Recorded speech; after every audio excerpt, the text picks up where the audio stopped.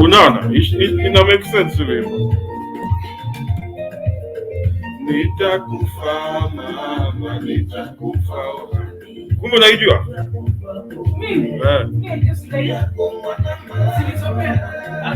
This is a new song. New song, yeah.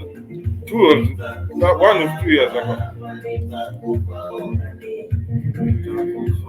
Ajabu tunaanza sasa.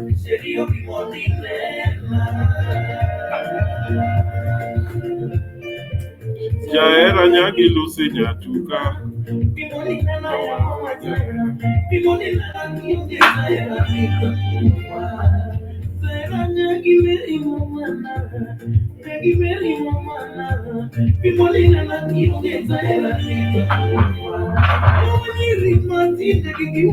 Ya gari ama ni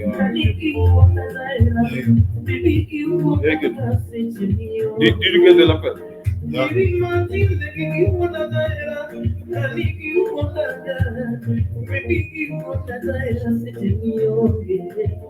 Mawazo mingi kionge.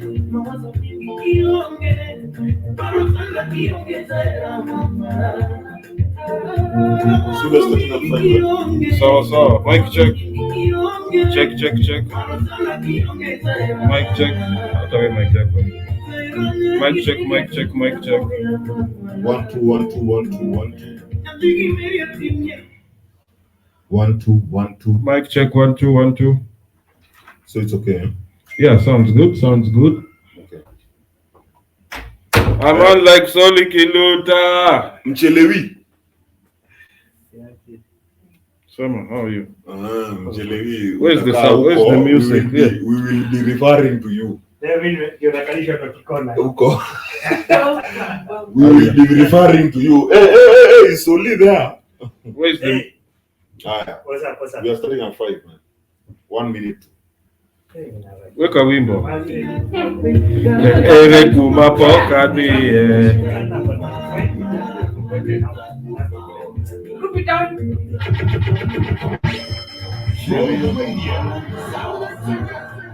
Sound the singer. Is it the underground song? I'm easy, man. Well, I gave up calling you at this guy. I moved on. No, how many? What do you mean leave alone time? Don't look piga mara ngapi before you call me. Nani? Well, what is that? I was in the gym. The whole day. Umepiga asubuhi nikiwa gym, bro. What do you mean? Asubuhi sikuwa nimeamka. So what time did you call me? Nimepigia lunch time. What time did you call me? You called me, then I called you back. No, you called me, and I called you back. I texted you on Monday when you finished with me. I'm texting. Now text your girlfriend. I don't do texting. But right now I'm even out of IG unless you are not IG. WhatsApp unless you're on a group. When doing that shit? It's a pain as fuck. Nizo ma group new jingiza. Me I can't do groups. Love party mama. Let's go. Kama kawaida. Mic check. Home of underground song. Underground makati. In the underground. There's the problem of having South Nitakufa mama, nitakufa ohani. The problem of having someone from Kibubi, bro, I'm telling you. Umecheck sasa South Nyanza tena. Yeah. Kuja ifike. Hebu come and check for me if I've really. Nitakufa ohani. Because I'm not even seeing myself. The camera is facing the other way. Why is it off? It's supposed to be off. No, it's not. It's off. Well.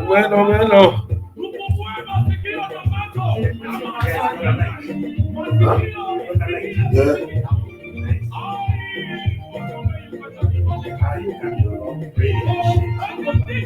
Is it going to be going off like that? Ufunji. Check. Yo. Yo kijaluo lakini imeenda ikaenda. It's connected. Are we on? Okay.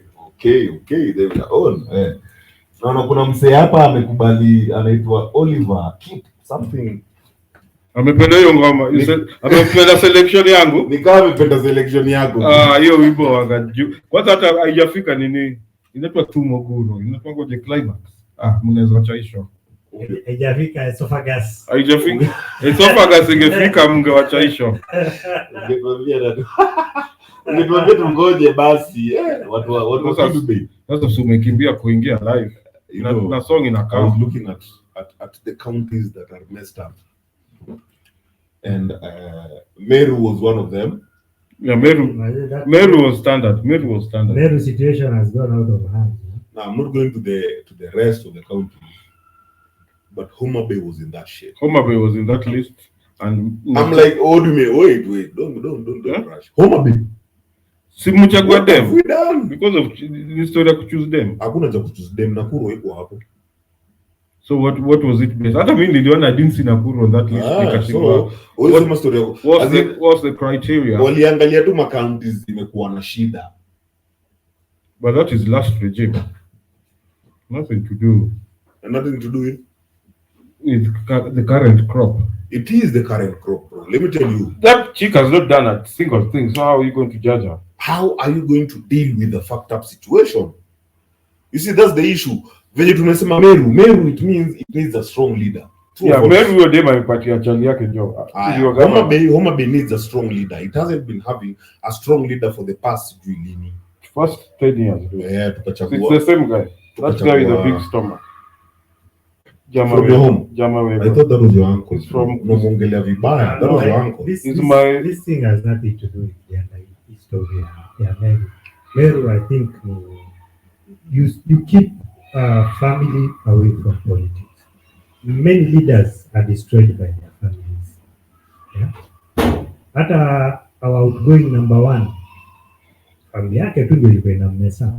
Ndio huyo msali mestu mwenyewe.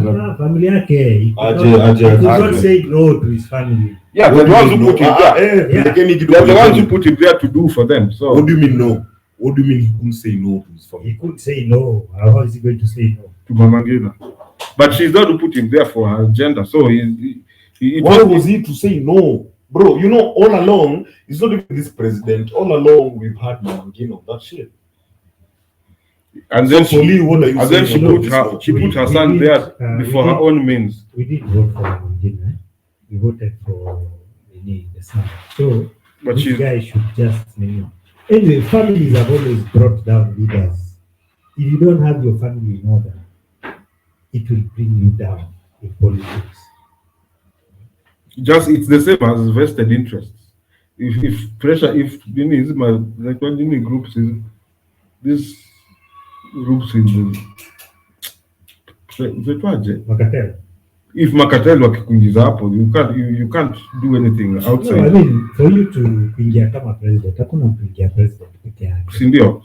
Sasa hao wase wamekuingiza hapo hivyo unaenda kufanya kazi yao. People will either front you or they will support you because your vision aligns with theirs. Yeah? Because kiti ya president, you have to do a lot of negotiations behind the scenes, talk to people, any of these big positions, even for a governor. Yeah, I mean, Nambua governor, you need at least $500 million to run a successful government campaign. $500 million. Yeah, how many people have $500 million? Yeah, hata ukipunguza useme 300 million. Ndio sababu ukiingia, a lot of money. Wakiingia pale, the first job is to get the money back. I mean, everyone has their own interests. Yeah, but you can't. These big positions, you have to be very clear of what you stand for so that when people come, they know, yeah, this is what we are in. And this is what you are buying. Yes, and this is, and avoid giving blank checks, yeah, because there are people who... But going back to our immediate former president, your Jama had an agenda. You could tell when he came into power, he didn't have an agenda. Hata ule ameingia na agenda. And the second time round, agenda ilikuwa ICC. Wakishajitoa ICC, then they woke up and said, "Shit, we have a country to run." Yeah. Even the guys who went in just now, I talked to them very close. These guys, they were not even expecting to win. Yeah. So after they won, they were just surprised. Like they were surprised in 2013. This is a legal shit again. Your reach is too short. Your reach is too short. Punguza, teremsha hii kitu. Teremsha hii stand. Teremsha stand. No, the stand is okay over there. Yeah. And we had already calculated that shit out. Okay. So unasema ati? Sasa utajaribu tu positions. Positions. Nikangwati. Imekuwa ngwati sasa. Umesema mimi ndio nimekuwa topic. Umejileta. Yeah, so that's that. But we're going to see a lot of that. You can't bring your family into this thing. Atunaanza kupatia bwana yako maposition. Hiyo ndio imechokesha watu na hiyo story ya na marelas wako. In fact, if you're smart, unashikana na gavana mwingine, unaambia tufanye exchange program. Watu wangu uandike kwako na mimi watu wako niandike kwangu.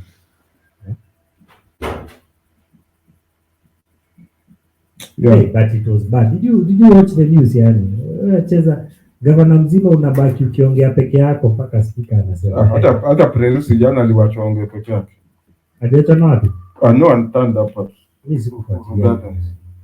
No one checked it. Watu wamekuwa tired of rhetoric now. Yeah, it's only been 36 days, 35 days. Na watu washachoka. Alafu now the interesting thing, remember when Trump did an inauguration and no one came? Akaenda kafanya Photoshop akaweka ma crowds. During the day they were showing empty chairs. Must they hold a big function like that, knowing what the country is going through? There's no money, there's no what. Yeah. They know very well. So they told us they found 57 million in the treasury. Could he just have cancelled the celebrations? As a small function for State House. State House broadcast you as we are not going to waste your money and your time. Yeah. That is so unlike the guy, because the guy came and said he found 57 million in the treasury. Then he did an inauguration for 200 million. Akaingia ndege, he spent 500 million so far traveling up and down. So don't expect that from Ruto. There's no money. You know, when it comes to expected, tusikuja pasa hizi kwa stories za expectations. In fact, mimi niko very okay right now venye hatuna do. Venye wameenda wamesema hatuna do. We are very okay. I'm very okay. Si vizuri kuzoea shida. Si mzuri kuzoea shida, lakini unajua nini Soli? Wale wenye wanakuja na hiyo saying si mzuri kuzoea shida, hawajakuwa kwa shida. Kuna watu wenyewe they found a way to live with shida. It's not good to normalize. Now it's not good, but it's also not good to fake richness. No, that one is obvious, because when you are equally as bad. Equally as bad. So now let's drop it to where what are we going to do? Nido ngapi imebaki? Usikuje uniambia ati kina Raila walikula do. Kina Raila are no longer there anymore. Yeah, and they're not there. So give us solution. And give us solution. And we put you there. Whether they are there or no, I'm saying walikula. Solely walikula. Now what do we do? Walikula na chapa imeisha. So what do we do? That I think Ruto's government did near kusema ati now they want to give people amnesty. Yeah. For all the shit they did. But you see, at the end of the day, anyone who abused their office, anyone who stole, should face the law. But you see, how far back are we going with that shit? Because to Semetu, everybody who has ever stolen in Kenya, pay amnesty and we move on, which is unfair to the people who are broke, who didn't steal. So where do we draw the line? I think we have to go back all the way to Kenyatta. And forgive everybody. The problem I have with all these things is that people go in and steal money. Yeah. Mm-hmm. So when these people go in and steal money, inasemekana pesa ya serikali ilikuwa ama pesa ya watu. And then nobody follows up with this money. And this money ndio tunadundiwa hapa hivi nayo. Nobody follows up. So we should have a system in Kenya where even me, I can just go and sue these people. But Na kama we watu should. That Kama- system is not there, bro. kama It's watu not about to walikufa- be there for a minute. kama watu walikufa, because there's always that issue of how far back can we go. That is actually the main point. Kama watu walikufa wale waliiba, and there's no one who can put that case. The money we can see it. We can see the money. They left it, even though we did. Yeah, if you can prove the money was stolen, then the government should go for the money. And that is actually one of the reasons these people fear Raila, because they How think can the government go for the money? uh, Kuna juzi wakiongelea kuna hackers wenye, wacha tuseme hackers, hiyo inaenda deep. There are 2 Indians who came and disappeared. Ruto akaenda akasema, in fact he disbanded that Who came unit. where? Who came to Kenya? in June huko. Now I have a deeper story. Endelea And then they maliza. disappeared. Ruto Tourists. said Waliuliwana this DCI. unit changed and started killing. Or- Meaning, if you have the evidence that these Which people unit? and you are the deputy fucking Which president, and you unit knew is this? in a This- unit, SSU, Hii ilikuwa ina special disbanded. service. The ones who they're are, going to disband. they are the ones who are throwing people Why in it's Rivayala comprised apparently. of Indians? No, they killed as in they there were killed 2 Indians. Indians who came And they sus- wakapotea, so disappeared. according to Ruto, The Indians and the Uber and their driver. driver. And the Uber. According to Ruto, DCI, it's a unit of DCI. Remember that story we did for that my friend whose brother disappeared, and we say Yeah. DCI. In fact, it was DCI again, and this time it was anti-terror unit. Mhm. It's DCI who. So apparently, according to Ruto, watu wanapatikana Rivayala, and those are suspects who can't be tried. So DCI is killing them and throwing them in the river. Can you imagine? And Bro, it is if that you unit- already know that. And you are It's the the same energy I take it to President Uhuru akisema, how much do we lose per day? 2 billion. 2 billion. Bro, you are the president, you are the vice president. You are telling us things that you know. And you are in fucking government twice now.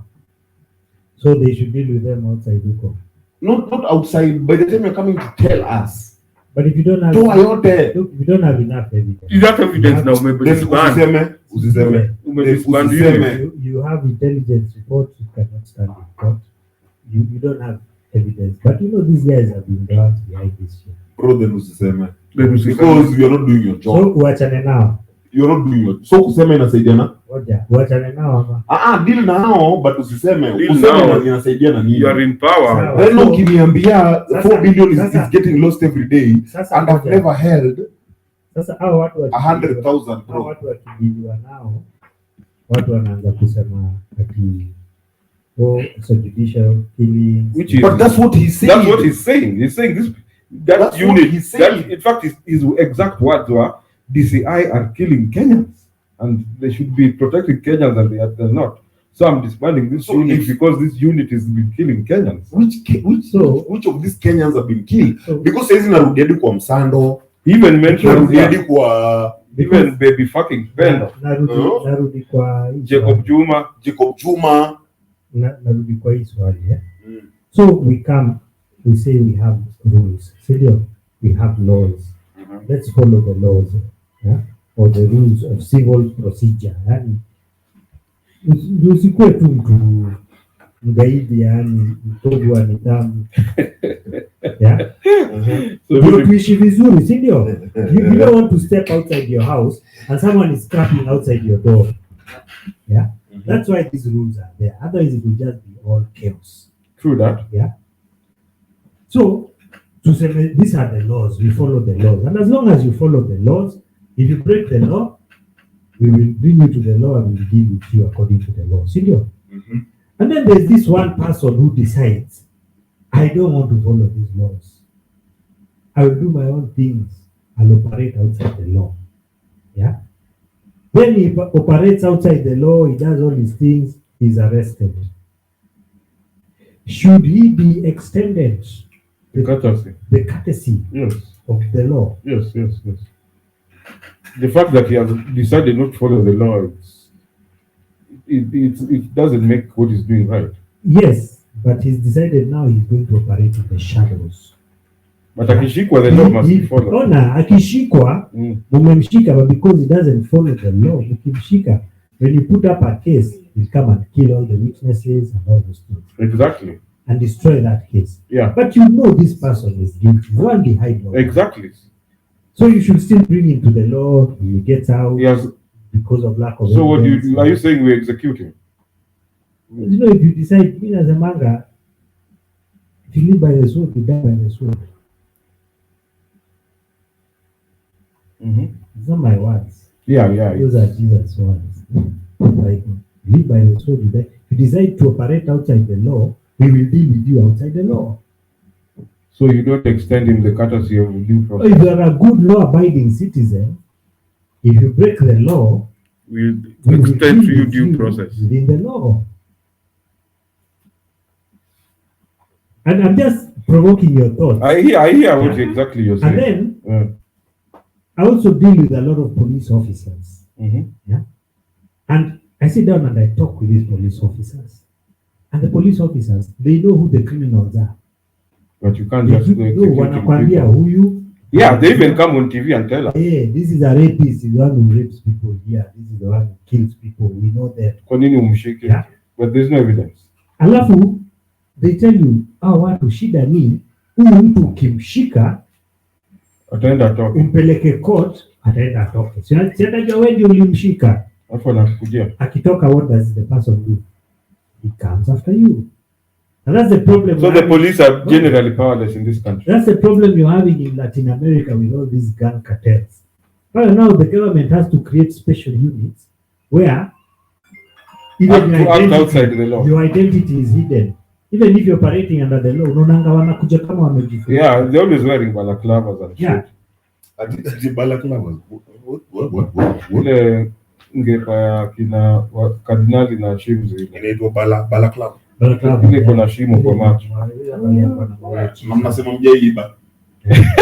Atiibe balaclava. I was even telling somebody on Sunday, in fact I was regretting, one of the few regrets I have in life. Opportunities za corruption zimekuwa more, but I was trying to be the good guy. So I'm no longer that good guy. So now these officers, they tell you, these people tukiwashika wanaachiliwa. But unakaa chini unaangalia, unaona neighborhood, the crime imefika another unreasonable, yani unimaginable level. Yeah? Watu wanauawa, wanakuwa unajua ni gang ya watu 30 wanaendanga wakiwa watu tunawajua. Yeah? These people you can't take them to court because first of all nobody will even show up to that to testify. So because they are scared of this guy. Let me ask one thing. Yes. Is it okay for the president to give up that we can't catch these people? Because right now, all I'm hearing from you is a justification for the justice system. The problem is not catching these people. The people can be caught. Yeah. And the problem is now going to prove in court. Yeah. Because you're assuming these people are dumb. These are smart people. Human beings are very clever. You're not getting me. Yeah. So president. So unasemaje this? You will tell her another time. Close that door. So unasema, what I'm saying is this, kuna kitu una miss. These leaders came out and said, wewe sasa you just unakimbia sana. No, sikimbii. Najaribu kukuleta ni kama okay, wacha nikurudishe najaribu kukuleta pole from the issue. Yeah. Aya, ndio inauliza pole. Ndio inauliza pole Soli. A lot of security issues. Soli. Na kuleta tu pole. Now we'll leave. Sasa wewe unanipeleka haraka. Mimi nimekupeleka kitu yenye nataka, wewe unataka kuniforce kwa chenye wewe unakuangalia. One argument.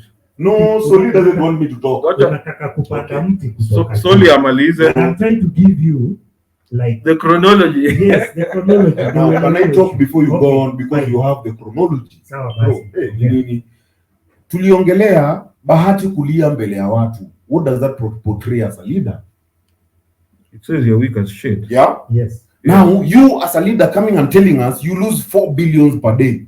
Yeah. What does it tell us about you? Don't give me the chronology behind that on top of that. You as a leader telling us we are losing money in a country where there are no jobs. Well, then on top of that he comes and says, "Nataka nifanye nini?" Mnataka nifanye nini? So what are you trying to tell me about chronology? The current wanamwambia aje, hata niweke Biblia chini, tutadili nao. So tuna deal na nini? So the current one amekuja amesema polisi naona hapa ndio wanaua watu. Hawa ndio wanaua watu. So they've been doing extrajudicial killing while I was vice president. I'm like, so if you know all that, are you telling us so that we can hate these people, or can you just fucking do your job?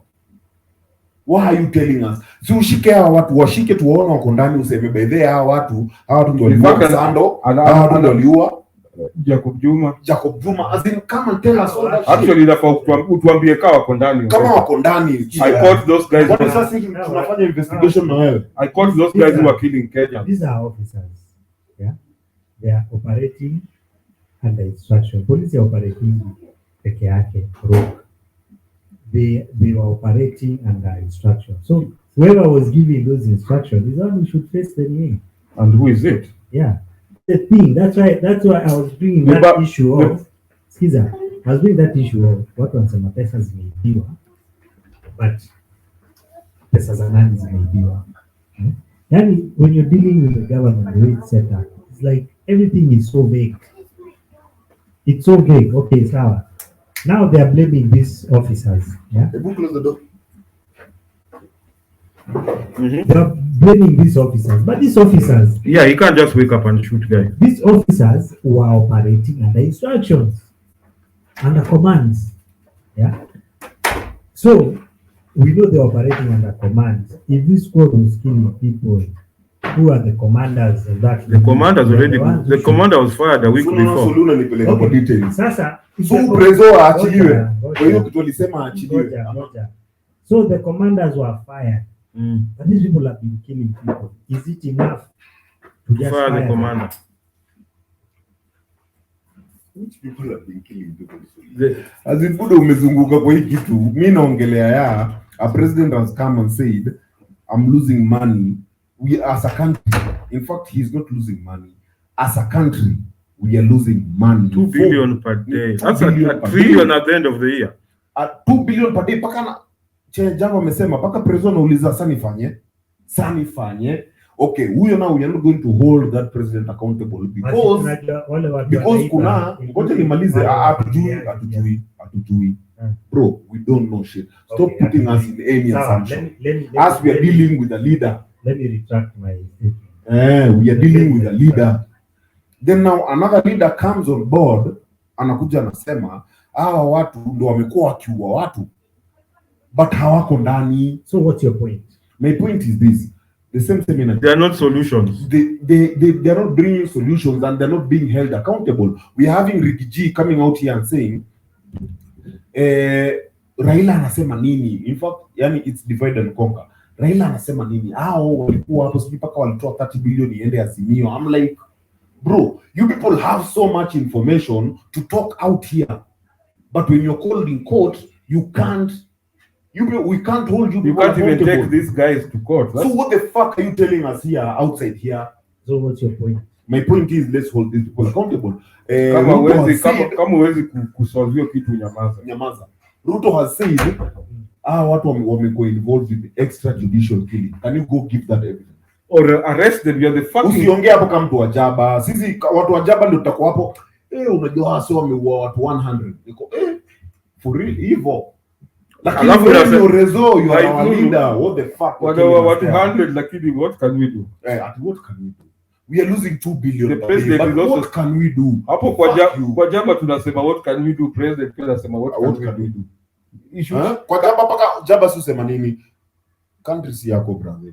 Kuna watu wanajulikana na hawajulikani.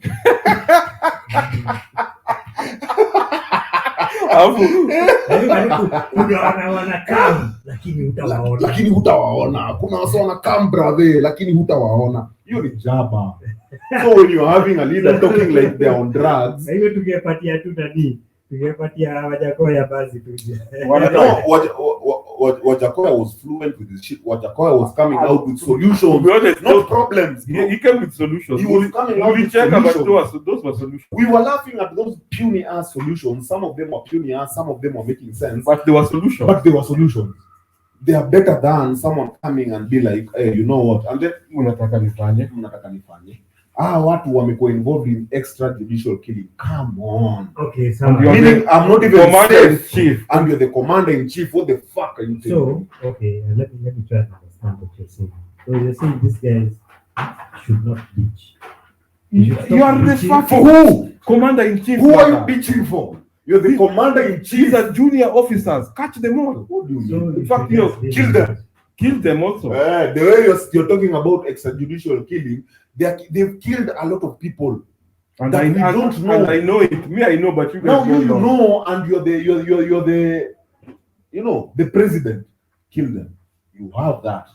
Or just Or take them to jail. in fact, Alafu kuja tuambie wale wase wamekuwa kiterrorize wa Kenya. Oh guys, right now you can come out and talk. they're in jail now. Right now these guys are in jail. No one will kill you. We want the truth out here. In fact, to make it Bring even, us that safety. Okay, to make it so- even worse, what animalism solely to make it worse, these killers, he disbands them and reassigns them. But they're kwa koti and he disbanded the unit. They're waiting for assignments. They're back in the office. So they are kuingizwa ndani. Wako- They were suspended. They are not suspended. They are returned to Kiambu waiting for reassignment. So what are you saying, Soli? You're talking about what again? What were you talking about in security? nilikuwa nasema hivi. In security, you said an ambiguous word. You said what? What I've spoken a lot of things. Bro, you said something. Paka mkaniambia, sijui unajaribu kusema hiyo. Paka Java akatuambia tuache.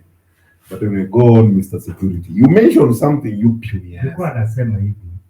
These guys, they're just junior officers. They are under a commander. They are under the commander in fucking chief, bro, of the armed forces, not Spade Zama, that National Youth Service. Commander Not kitchen. not kitchen. Bro, These guys, number one pistol in this country belongs to Ruto. so if you can't control that Ruto shit, cannot control his soldiers, then we are fucked. you see, it's the same energy, and I repeat this, it's the same energy Bahati cried, and you were like, who are you crying for? You want to represent Mathare and you're crying. A ghetto constituency. What do you understand the life you want to represent? For you to come cry in front of us. Wale kila mtu ni hardcore. From there. Huh? He's from there. But You wanalianga. understand, even if it's from there. Yeah. Solid. Wacha nitumie example. You've been to Karen. Yeah? Natembea huko. Umetembea huko. Yeah. A leader anatokezea Karen. Yeah. Huyu leader akuja aanze kutetea watu wa vibanda na kijiji. Huyu leader anaelewa Karen kweli? Naelewa kwa sababu watu wa vibanda na vijiji ndio wengi. Ndio voters. Bro, how si Karen? Meaning you don't understand Karen. You go and boost a ghetto somewhere and build for this ghetto. Because people are buying land ya Karen how much? For you to tell me unaenda kutetea kijiji. Land ya Karen ndio. No, tuseme, let me give you even a better Watu example. wa Karen Tuseme hapo Karen. na 1 acre. No, point me land ya Karen is how much? Tuseme hapo Karen. Of course, Karen, there are two people. Kuna workers and owners. Sasa wewe unakam kwa MP wa Karen, No, unataka kutetea workers watengeneze mavibanda ndani ya Karen. But kama hao workers ndio wengi. No, they don't belong in Karen. They don't belong in Karen, bro. We are improving Karen. Now you see, there's someone who can take care of the workers. They work there. Listen, Oh, bro. listen. There's someone who can take care of the workers. As an example, these workers want to now also build vibandas in Karen. Alafu we as the representative, unaenda unataka kampeni ya mavibanda ndani ya Karen. But that's how They're going to build vibanda. Alafu now you are supporting them. That is how the democratic process works.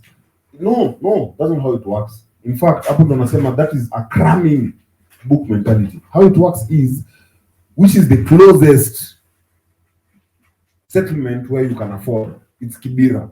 Kibera to Karen it's 20 bob, 50 bob ukienda mbali kama unatumia tuktuk. It's 20 bob Kibera to Karen. ama unaweza tembea bro. Watu wanatembea from Kibera to It's not fun. to industrial area. No, wait I finish. Kibera to Karen ni kitu unaweza tembea. Now mtu mwenye anafaa kutetea hawa wakazi wa Karen anafaa kuwa MP wa Kibera. Because to be honest, those people don't live in Karen. They don't live in Karen. They're not supposed to live in Karen.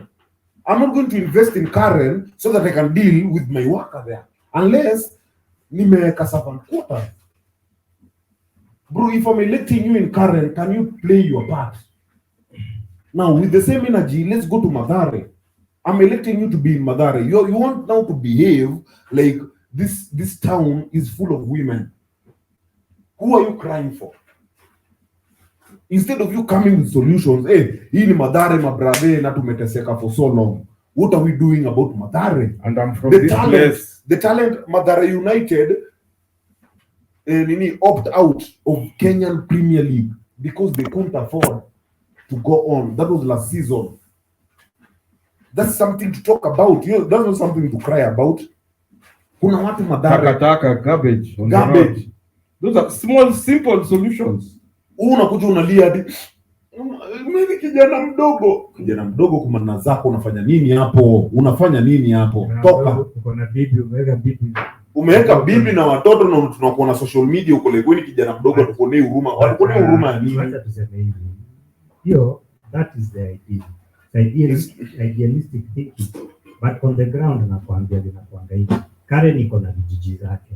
Na wale watu wanaishi kwa hizo vijiji unaweza kutajwa wengi hata kuliko wale wanaishi kwa mamanchi wa msuko. Hao watu wanaishi kwa hizo vijiji wakisimamisha mtu wao yeye ataingia. Bro, hizo vijiji. But you think they are leader will kuulize hizo vijiji ni za nani? Haijalishi ni za nani. Ni za hao watu wanaishi Karen. Na wamechukua vota zao. No, vijiji ni za nani? Who owns the vijiji? I don't know who owns the Karen people.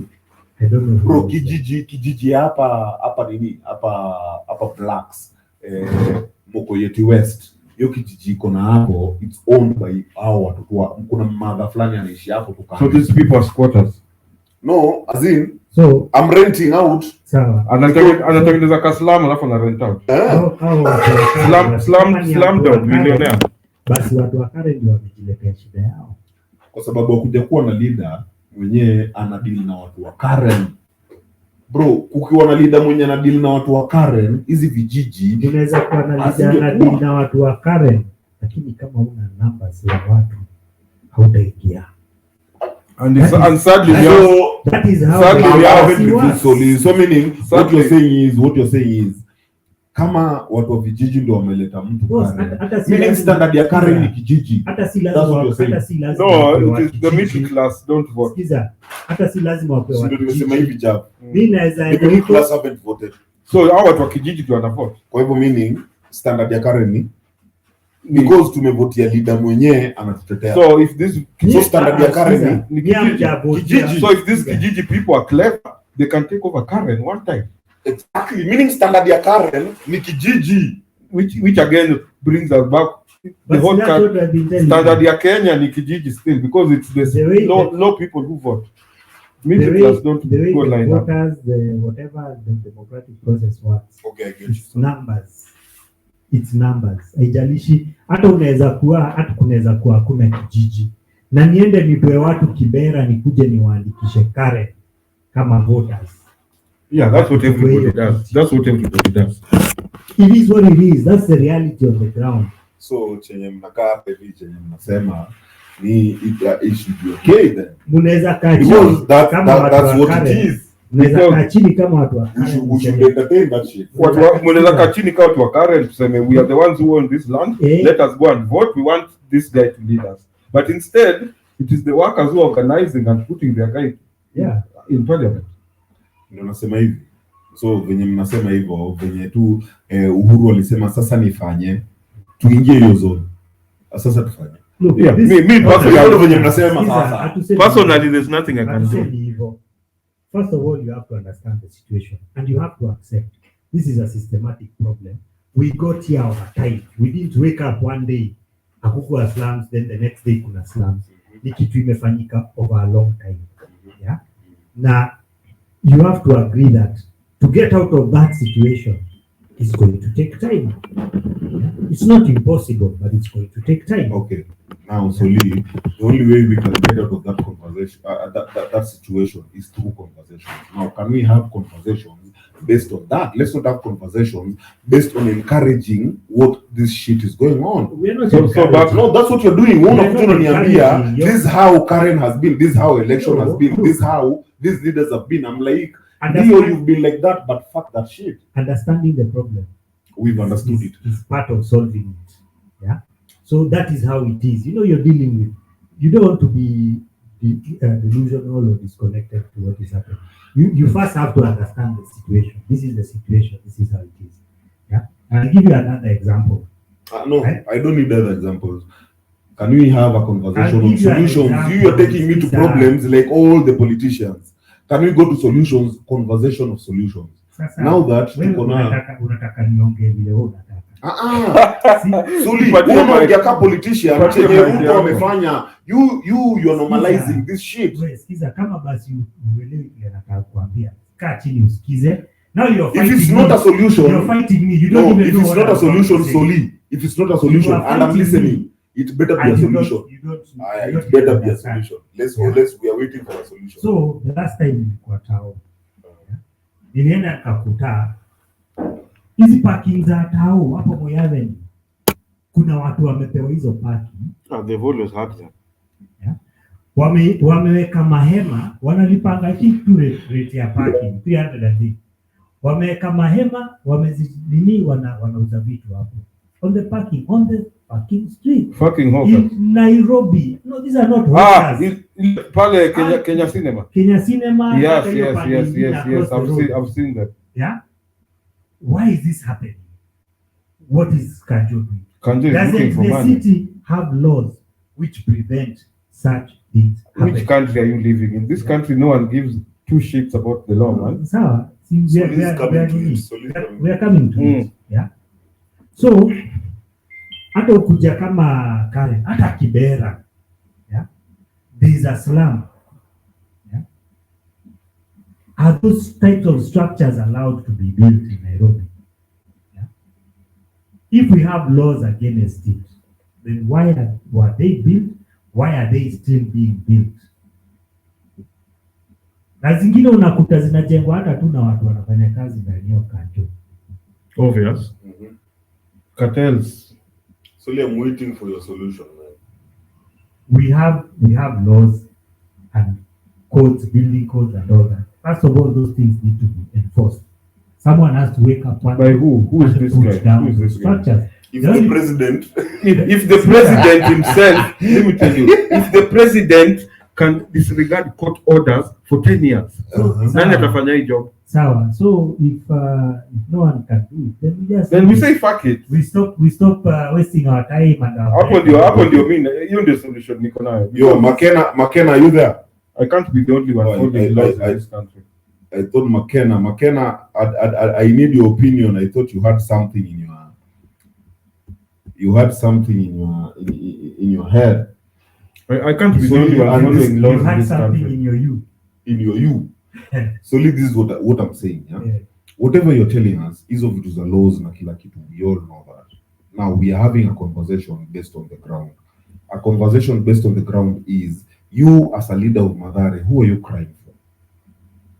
You're obviously not ready to solve this problem. You're not ready to solve a Mathare problem.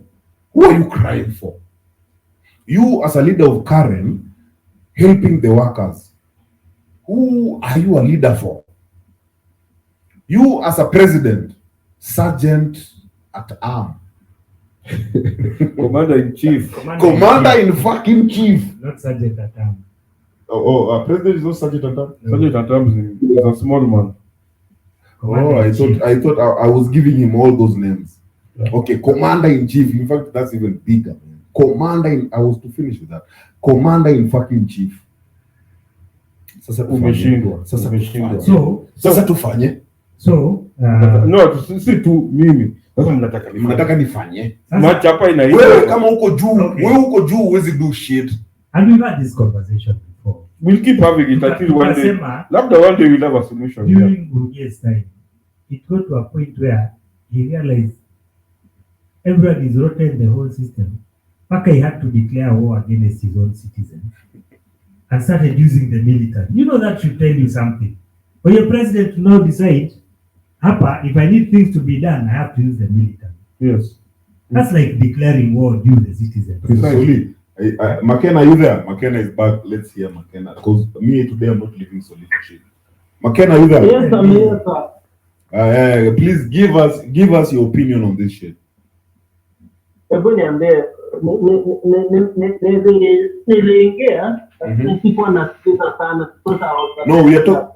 Okay. We are talking about the government. Yes. The way the president already has given up. President Ruto, Yeah, even the old one. We can use both of them because yes.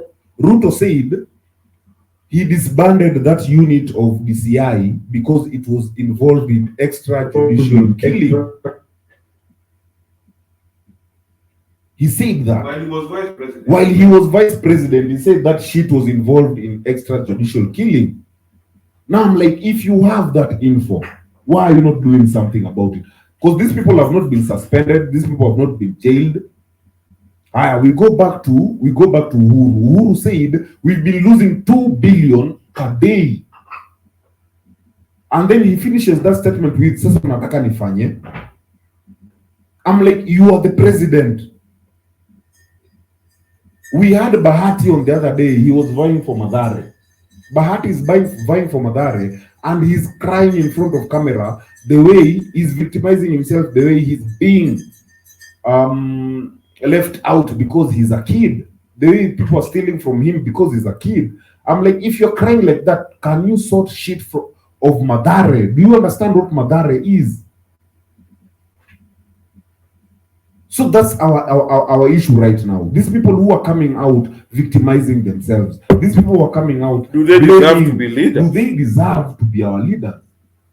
We deserve our leaders. You know, on the other hand, We deserve to We deserve our on the other hand, we leaders. deserve our leaders. No, we Sisi deserve- tumewasunda hapo. Sisi tumewaweka hapo. We deserve to wake up and realize we are the leaders. You are our representatives. We don't Hatutaki hii job uende uifanye. Wewe enda kaifanye, bro. Otherwise I would have done that shit. Wake up. We deserve exactly what We deserve everything that's happening in this country. 100%. 100%. Even if you claim elections are rigged, we deserve the fact that we end whichever, up because with. even these elections that are rigged, who are they rigged by? Why did they are rigged in a vacuum? People know when these things are being rigged. They can see, they participate. Citizens. Yeah? No. Okay, McKenna, go ahead. Hello. Hello. Yes, I was saying, kwanza tuanze na hiyo issue ya Bahati. Bahati didn't qualify to be a leader in the first place. What The is a fact leader? that you can Because he was crying like a small boy. it's not a solution. You're being emotional. Hakuna solution inazikiwa through emotion. He was a kid. He cannot solve anything through crying. For the worst part, he chose to be leader of Mathare. Hata angeenda kare. You can be a leader of There's nothing wherever you you can want to solve. be. You cannot cry to solve You can be a leader of anywhere you want. No, you can't, bro. Yeah, You can be a leader anywhere. You can buy anywhere. You can, but- yes, I know. The question is, will the people vote you? I was trying to be a member of parliament in the last concluded elections in Kenya. No, Congratulations, I man. knew Congrats, Thank you. man. It's not I an easy knew undertaking. that Kenyan political parties are not based on ideology. I knew that there's corruption in the issue of party tickets. So I chose to go independent from the first place. So wakati Bahati alinyimwa ticket ya Jubilee, he had a choice to go independent. Which apparently he In fact, did. he had 2 weeks. He did not. I thought he ran as an Alilia independent. mpaka akapewa ticket ya Jubilee. Alilia. I thought he went. I thought no. In the end, Jubilee and ODM and Azimio chose one guy. Then Bahati went independent. Bahati alitoa No. He was thrown out of Alipewa Azimio. lollipop ya Jubilee. Alipewa lollipop. No, but you see, Akaambiwa basi. Jubilee being and Azimio fielded only one person in Mathare. Alipewa lollipop. Who ended up winning. Akaambiwa basi. No, you guys look it up. I saw what's this fucker called? Bahati. That time he was shining with those 2 cars of his. Bahati, after Azimio removed him from standing, he went and ran as an independent. I can vouch for that. Anyway, I saw it. But for him, he didn't see that as an option before. Yes. Alianza mapema angepata momentum. unaona, mimi nilikuwa Australia then when I decided to go into politics here. Na hadi sasa niko Australia. Mimi niliamua that siingie political party because I know the nominations ni pesa na kujuana. We have made 2 billion. Nominations. Yes. Nominations. Political parties are not based on ideology. No. Yeah. Ni try. Wewe ni Mluya. And influence. Kutoka Waluya. Wewe ni Mkikuyu na leta mimi kutoka huko. Wanakuja pamoja wanafoma political party na wanatuambia these are our ideology. Lakini it's not something that there's no ideology driven politics in this country. So tumemaliza hiyo mambo. Hii ingine ya So let me ask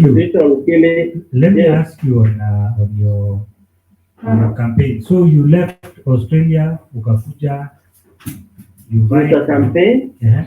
Yes, as a member of parliament. How number 3 out of 5. Which constituency? Do you mind saying? Kuria. Cool. It's in Migori County. Kuria East. And how much time did you spend on the ground?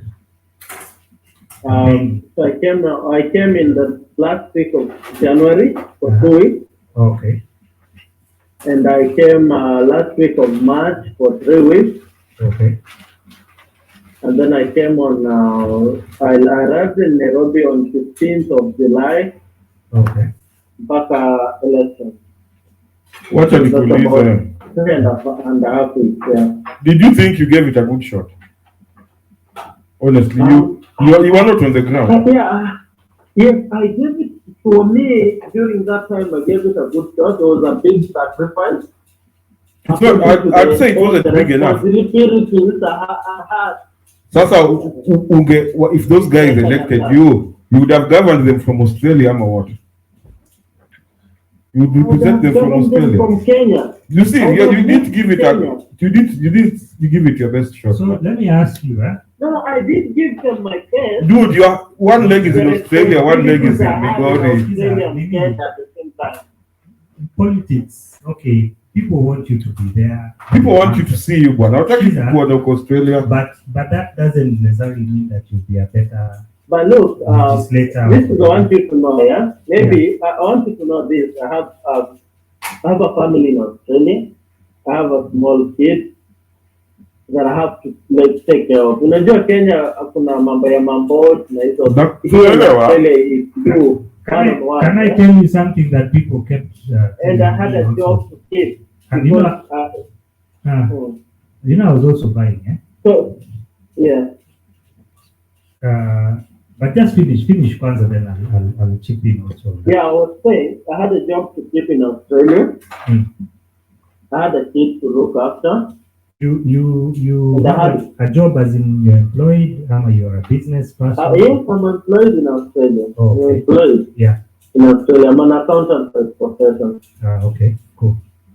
Yeah, I had a job to keep. I had a kid to raise he's now 1 year, 7 months. So when I was joining politics, about 9 months ago, he was about 10 months old. 1 year old. No.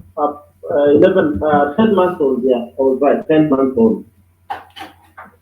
So in Australia, it's either the mom or yourself looking after the kid. He goes to daycare, which is during the day. Yeah, so I had to balance. Nikuwa Australia niangalie mtoi, nifanye job, ama nikuwe Kenya nifanye siasa, nilipe bills za kuangalia mtoi, na obviously ni to leave your job. So hiyo ndio ilikuwa challenge. But then in the next 5 years I'm preparing. I have already started preparing for that. Itakuwa niko kwa ground a year before. I think you need to be on the ground more than you were on previously, to be honest. I think you're going half-heartedly. What you're missing is it's already happened. Yes, What he's talking about it's is the future. Soli also went through. Now, can you let him finish? Then now we take it from there. Because Soli also has. Yes, and the future I have said, in the future, I know I failed in that. I was not on the ground as often as my competitors were. My competitors were on the ground from December 2021. All the time combined, I was on the ground for 8 weeks, which is about 2 months. One was off the ground almost 10 months. So in the next elections, I will be on the ground for a whole year, and I have already started preparing for that. Okay, McKenna, let Soli take you over because Soli was also in the same position. But I feel like, because we were even advising Soli while he was going into this shit, even 1 year is not enough on ground. But anyway, based on you being on ground, Soli, what's your take? So you realize at some point that 1 year is not enough. But it's a good thing you started early this time, because there's a certain infrastructure you need to have on the ground, even way before the elections. And getting that infrastructure right and putting it in place takes time. So you'll find that 1 year is not enough. At least you need to interact with the community more, so that you become like top of mind. When they think of a bee, you're the first person that comes to mind. But you also realize that I've already started on working on that. When I lost, yes, I host all my agents and a few neighbors for Thanksgiving, because I got 8,116 votes. That's a lot of votes. okay, The leading considering person the winner got 14,900. okay, yeah, that's good. That's quite good. Yeah, that's a lot of votes. Yeah. So I host them for dinner at my place. Yes. I thank them, and all my agents, I paid all my agents, and I also host a few constituents at my place for dinner. Okay, that's And next year, around April, yeah. I'm hosting a very big Thanksgiving ceremony for the whole constituency. Okay. Those who did vote for me and those who voted for me. Okay. I want to appreciate them that whichever decision they made was a democratic decision, and we are hoping that the person they elected will serve them. And I'm prepared to take over from that position so that I can achieve whatever I had promised them before. So nimepanga hizo vitu zote. Nimetayarisha ng'ombe nichinje tuongee na watu wangu. I appreciate them, and I ask them that they support me next time. Yeah, it's So somewhere to start. and I've also started a foundation Nice. So you're making the to right help steps. kids. Yes. Yeah. So I'm always in my community, even before elections, before the campaigns, I was always within my community. I was helping kids. So far, I have more than 100 kids that I'm supporting in high school within my constituency. Okay. And I'm planning to absorb even more and more. So by the time we are running for elections in 2027, I'll have more than 200 kids. Yeah, I think it's important. Yeah, to be so I'm already with them. Yeah. Be strategic. You'll realize that if you're strategic over the next 5 years, if you make all the right steps, you won't spend as much. So you guys have entered politics, you've missed the fucking point. But you're even advising each other here, man. You people are missing the fucking point. The point is on leadership. Now you'll have a session with Soli. Soli also What's ran. the point? Okay. So Now, let me answer your question on leadership. There is what we expect of a leader. We do not expect a leader to cry. When we delegate that job to you, we expect you to come up with solutions. and to execute them, not to come back crying to us.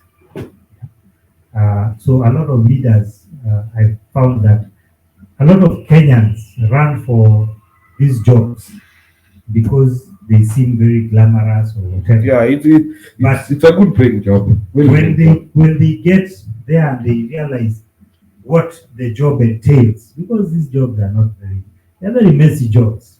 Dealing with people is never people are just people. Yeah, they're very messy jobs, and you have to be able to make those tough calls.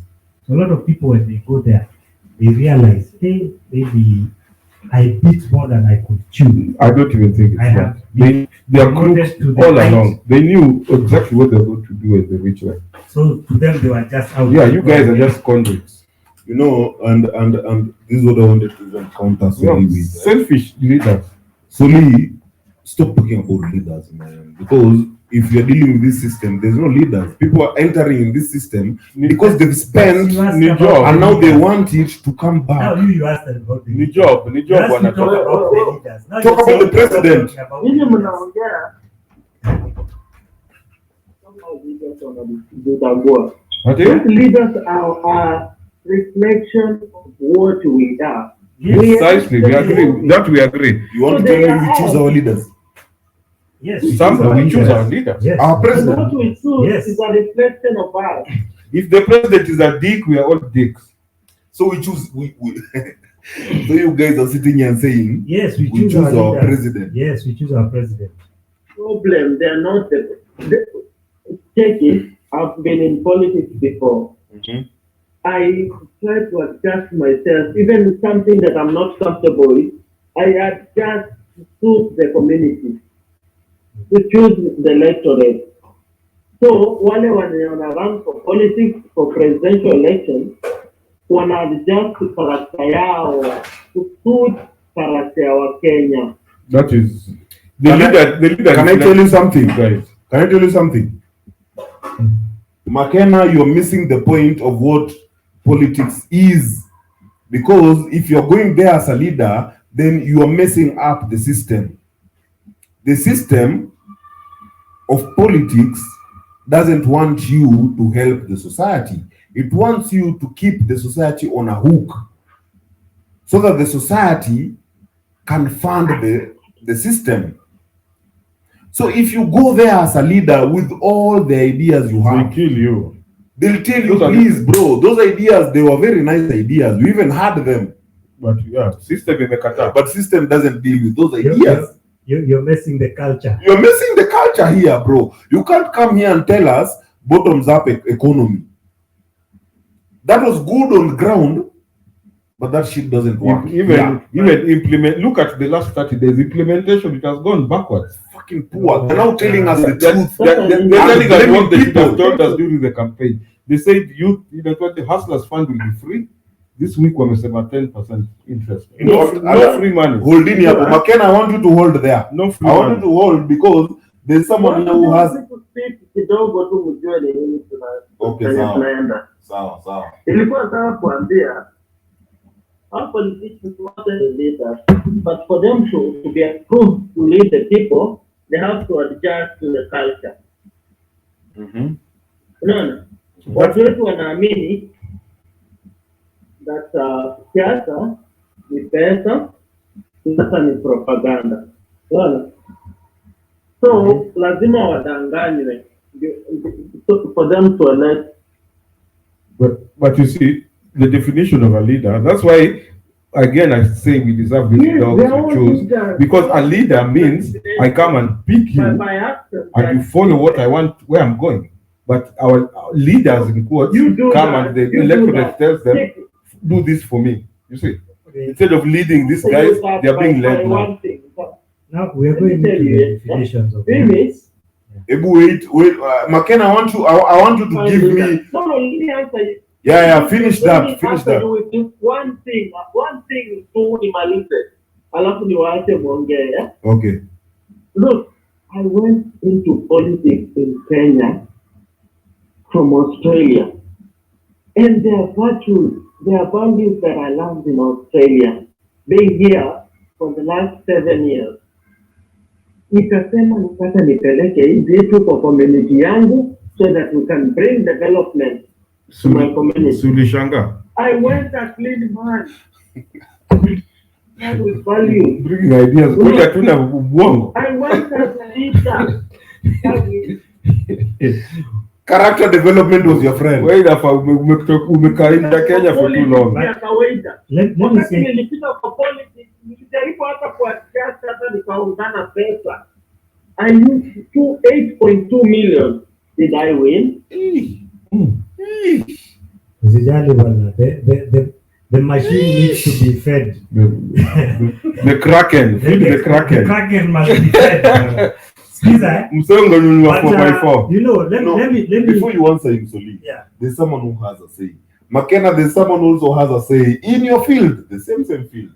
Phantom, Ongea.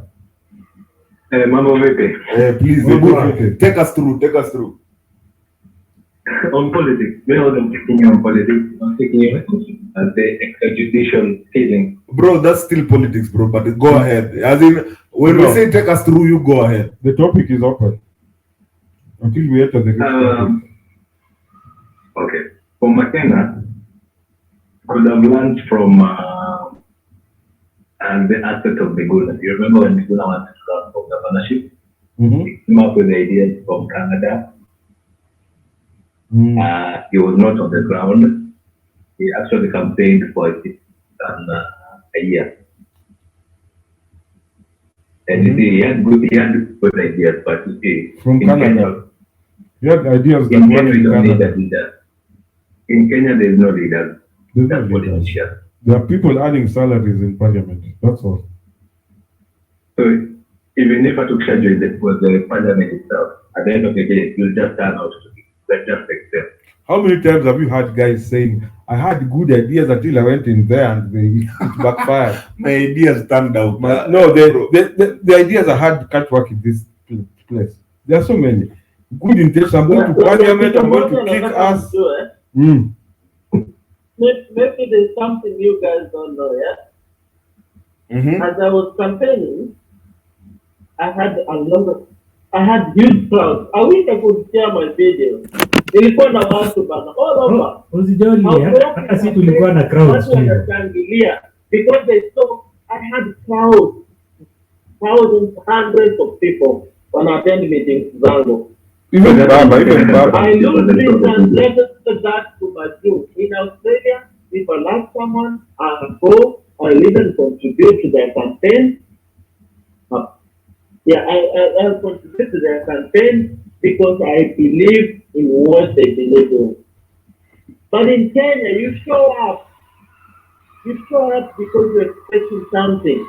Upewa sukari, upewa 100 bob, upewa 50 bob, You have to feed the beast. Next You time- have to feed the beast. Next time ukuje tu campaign Kikenya. When you show up kwa mtu anaonekana pana numbers, you show up na unaongea, unamwambia yes, umejua ndio, ni wewe tu.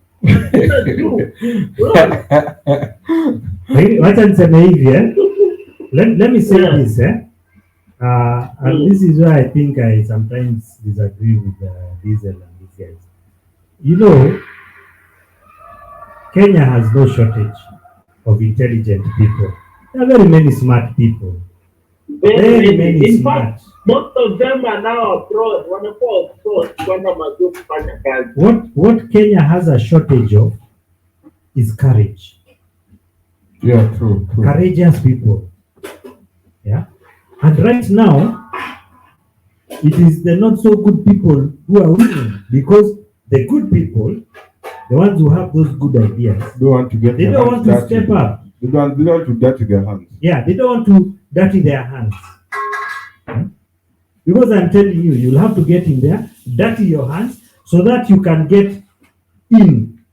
And then when you get in, now you can have the opportunity to make some of these changes. But when you get in the system, it's you up. It changes you. Every single fucking person with a good idea who goes into parliament doesn't come out the same person. Yeah, it happens. But we don't need too many people. Even David didn't need many stones to kill. You just need one. maybe one person who will go there and stand his ground is enough. But we need more good people standing. It's a game of numbers. That's what I'm trying to tell you guys. It's a game of numbers. The fewer good people we have who are going for these seats, the fewer good people we'll have who will succeed. But if we have more good people vying, then the likelihood of having good people elected is high. Yeah, it's But good people don't win. But don't give up. So keep trying. Maybe something will change one day. Is it a game of numbers or it's a game of the system? Game of? It's a game of numbers. Is it a game of numbers or it's or there are two things. Yeah. Is it a game of numbers Yes. or it's the system? You see, You see, if you're overwhelmed, let me give you a very good example. In 2002, Moi was rejected by a fucking landslide. If there are so many people piling up, you can't stop that force.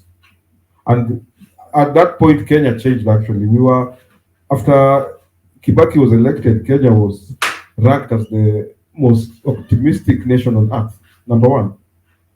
Because, I mean, you can't stop a landslide.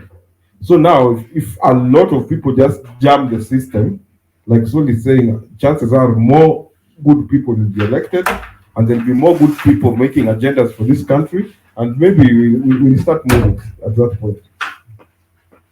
I think there's that question of do we change the leaders to change the system, or we change the system to change System the I really leaders? change. System you can wenyewe. So it has to be System overwhelming. can change. It has to be But for overwhelming. you to be able to change, for you to be able to change that system, you have to be inside. You have to overwhelm it. In fact, gather all your people That's inside there. when these laws are being passed. Yeah, Look, You can- when you enter the system to change the system, you will find that there's already a majority in the system, so you cannot beat them in their game. And the So system first thing to is do very, to So change are we- the the people- system is Are very we- deliberate. are we going to So- sit down and die? To say that because there's a majority to kai chini tu tukufe? No. No, we send more people into As that long as, system. as long as we have breath in our lives, we are supposed to fight injustice. Nataka niwaambie, Eh, kuna wanawake wanasema wanataka wanawake waongoze. yeah, but When Martha Karua, for example, nominated as a running mate for Raila, Yes. women did not elect Raila because they're at least for the first time in Kenyan history, they're going to have a woman vice president. They never did that. No, women are jealous of each other. We know how When women young run. people, which are majority, young people are majority in the Kenyan, in Kenya. When a young person goes for an elective seat, the young people do not elect them. They're the majority. so We assume that young people being a majority, it should elect young people to represent them. young people They never do that. didn't even So vote. that's why A I'm lot of saying that a lot we of change people to Yes. change the system. We will never change the system to change the people. yes, you can. Because the system is more powerful as it stands. And the system is a vested interest. It has its owners.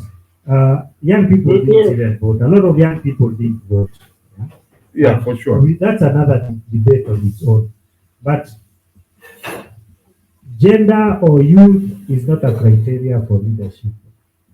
Yeah, we need to start moving now leadership from gender and youth. That's not a criteria. We are not going to vote for you because you're a woman.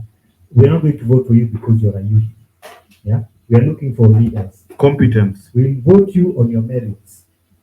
Yeah, but unless now we have But only in leaders. That's how you think. That's how you think. But that's not how majority of Kenyans think. But you They guys are don't not want challenging because it. you are a You leader. see, you guys want to just lie down and take it the way it's being I pushed want out. to challenge it. Were you there to support me? Me, I was running my own campaign, but I would have loved to. I would have loved to come and support you if I known you are running. Kama tungekuwa tunajuana, I would have come and I would have supported you in one way or the You other. see? But how many people like you? You are ngapi kama wewe? Yeah, but you know, this is what I'm saying. In fact, I usually just tell people, look, when we are talking about leadership, let those who at least participated in the process to run, waongee, because we put ourselves out there. Yeah, And I applaud you. You put yourself out there. I also put myself out there. It's up. We did make it. I also came third. Yeah. But we need more people. Kama wewe na mimi to stand up and start challenging. And- That's what I'm telling you. Law of We didn't averages, have you might more get a few people. good people We in. didn't have more people. Yes. And that's why you're here talking to me. Yes. Now, maybe I didn't have more people. That's why I'm here. Ah, We didn't have more people. We are young people. I like to believe of your young man. That's why people happen to have a conversation today. Hey, You're a young man. Yes. I am a young man. I trusted the young people in my community to support me. They never did. That is actually a They very never big, supported it. it's a very big Right. thing we need to find So- out. Why are youths getting involved in let this me shit? let me put a thought to you, because me I'm thinking the citizens always hold leaders accountable during elections. What they always hold leaders Our people accountable. don't know that. They always hold. I mean, just the process of voting in itself is holding leaders accountable. If you are good, they'll vote you back. Yes. But we need to get to a point where now leaders need to start holding people accountable. I think now as leaders, we need to start calling out people. And Leaders? Look, Andika, bro. I remember when Mandela was, when they were all fighting for me, and the people wanted to go to war, to go on the streets, take up arms and go rampaging on the street. And Mandela told the people, look, you guys, you're my people, I love you, but on this issue, you guys are wrong. The problem is, leaders don't call out people. They just, No. Yeah. Unanikola out kama nani? Mimi ndo nimekuandika, bro. Na kama uko na makosa nitakwambia. So I should oblige you because you know, Let me interrupt you kidogo. Nakumbuka Ruto akiuliza one of his supporters, during the campaign. Yes. Unaniongelesha kama nani? Yeah. You remember that I'm comment? rich and you're just a No, voter.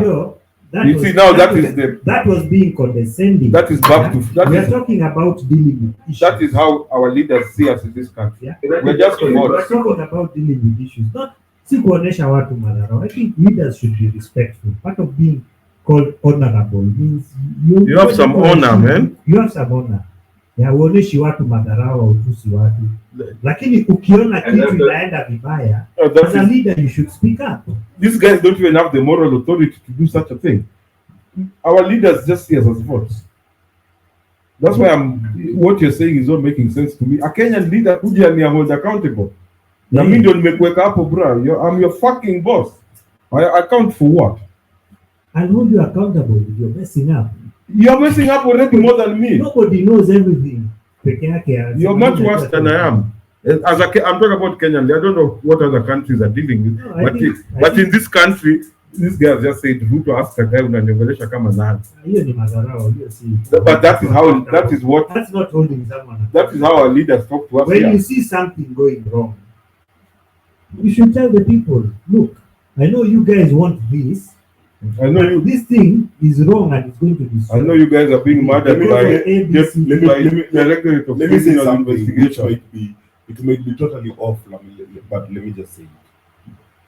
Kuna saying fulani inasema mjinga akierevuka Wherever you mashakani. mwerevu yu mashakani. Now, before uerevuke, unaniongelesha kama nani? I know when ni mjinga, bro. Yeah, so look sharp, then you can come and talk Yeah, to me. look sharp, then come talk to me. It has nothing to do with Yeah. presidency here. Again brings us back to our leaders are a reflection of us. Our leaders wanajua sisi ni wajinga. As fuck. Wewe ni mjinga unasema nini in front of clever people, bwana? I'll come lie to you, bro, more than 5 times. In fact, let's use Raila. I'll come lie to you 5 times. That Guinea was a cow, bwana. Guinea was a cow. We are taking it. Kumbi, you didn't do your due diligence on ground. Yeah. You were dealing with brain dead people because you know these people are going to back you up whether you tell them the truth or a lie. If our leaders talk to us like that, I'm glad. Because sisi ni mang'ombe tu hapa. We're just voting cows.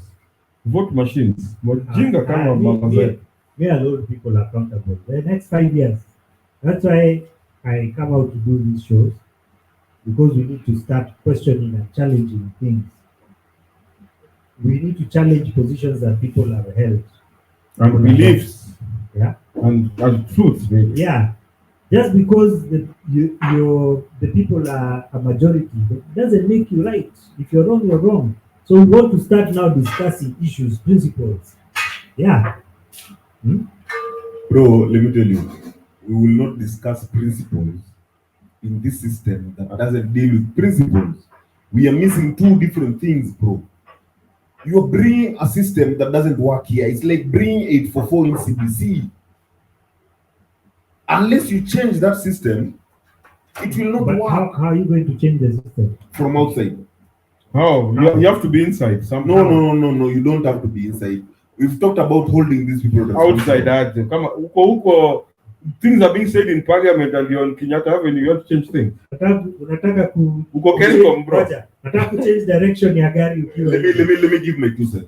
No. Let me give my 2 cents. Tuingie gari Parliament ukitembea. iko hapa video Bro, you can't tell me no. I haven't given you my 2 cents. You yes. Hebu niambie vile change vitu from me. Okay, now we don't take cents here, we take dollars. That's your $2 here. so we have Soli. Soli has entered politics. Soli has potential to be a politician. As you see how Soli does. To be a leader. No, not a leader. A politician. So akuna panganga mob tuseme. Si panganga. He knows how to dance with topics. Yes. He knows how to dance with topics. That's Soli. So you'll approach Soli on a straight up topic.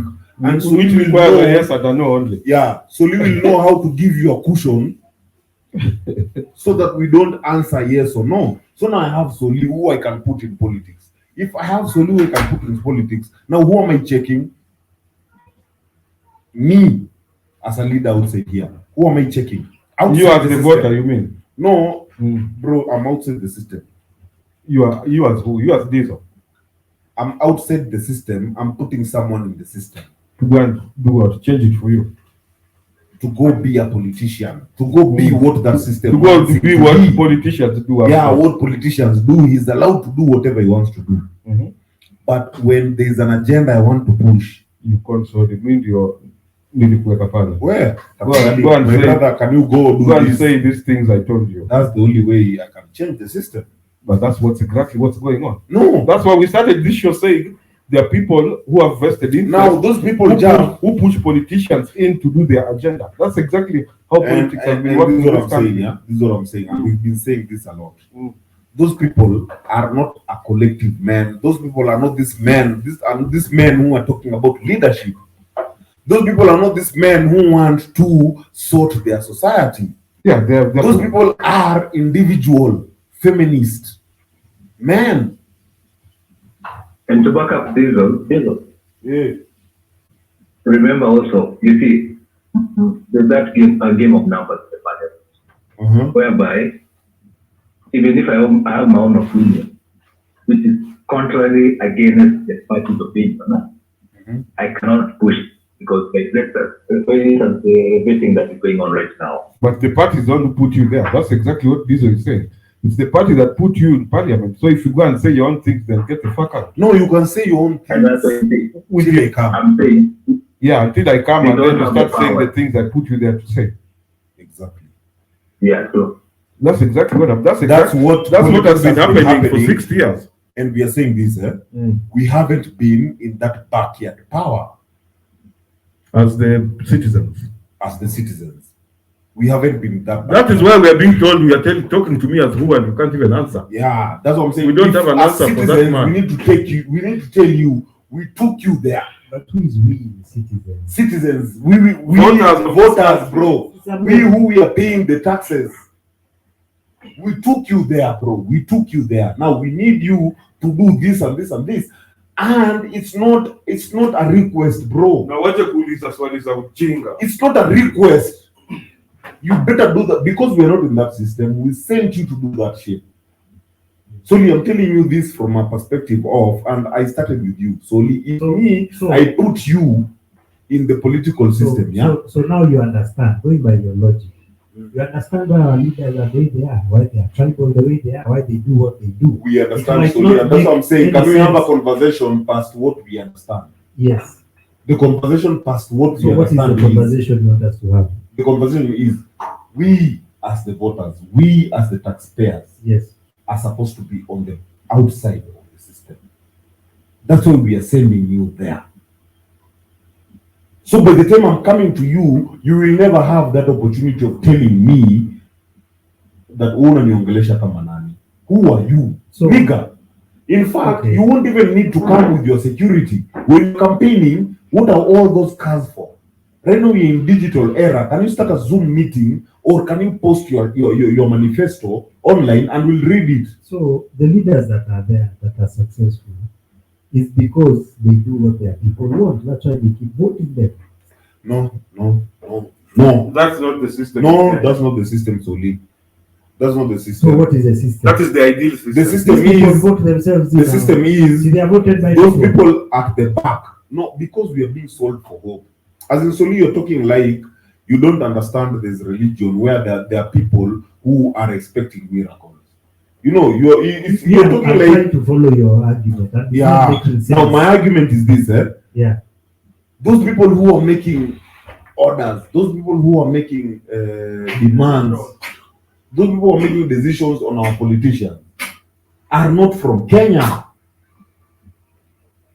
But it's supposed to be us citizens who are supposed to be making the decision, because we can't fit in the system. That's why we are sending you, who's all eloquent, So and all that shit, to go there and represent us. okay, so Because that's not our system. these people who are making, it's not our system, it was imposed on us, but it is a system that is there. But it's not ours. Do you understand? I understand that is the system that is there. That's why I'm sending you And there. do you understand that this system can also kill you? Soli. No, do you understand? Soli. When I'm sending you there, we are dead. Can you understand that? And We are already dead. I want us to. We are dying of hunger. Yes. We are dying of Yes. poverty. There's We are a- dying on all that shit. there's So a we are already slow death. dead. Goja, there's a slow death. Yeah. And there's also the death that you can also disappear one day. Yeah. See, they are there. Okay, yeah. So you can't just run in and blindly. Yeah? So you need to go there at least with a strategy how you're going to do this. Are you talking to me or are you talking to a foreigner? Soli, we are having a conversation. Can you give me that strategy you're talking about? I'm talking to you. Yeah. Okay, what's the strategy you're talking So about? now people need to sit down and come back with a strategy. But one, we need more people. Better people, more intelligent people, at least to go to ingia the arena. Tuache kusema ati tunapata watu sijui hawajasoma. Niwezi kataza mtu hata kama hajasoma kuingia, lakini pia unaweza elect mtu amesoma.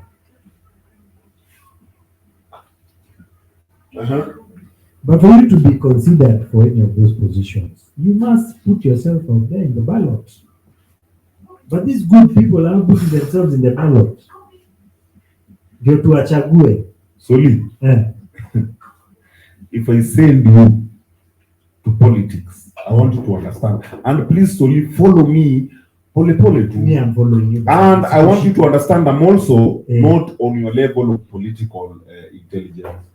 Tuendelee basi. Sawa. Eh. Right now, you're talking to a if citizen. you're sending me, you as a citizen, As a citizen, I'm sending you there. umenipatia a vote. I've given you a vote To do what? to go represent me. What does representation mean? I'm hungry. Huh? Yeah? Am I? You're I'm hungry. Eh. I don't have a job. Yes. I don't have all this shit. Uh-huh. But I can't go and talk to So this you want me to system. go and get you jobs and all that? No, I want you to go and talk to this system and help us. So who is this system that you go and talk The to? government. Who is the government?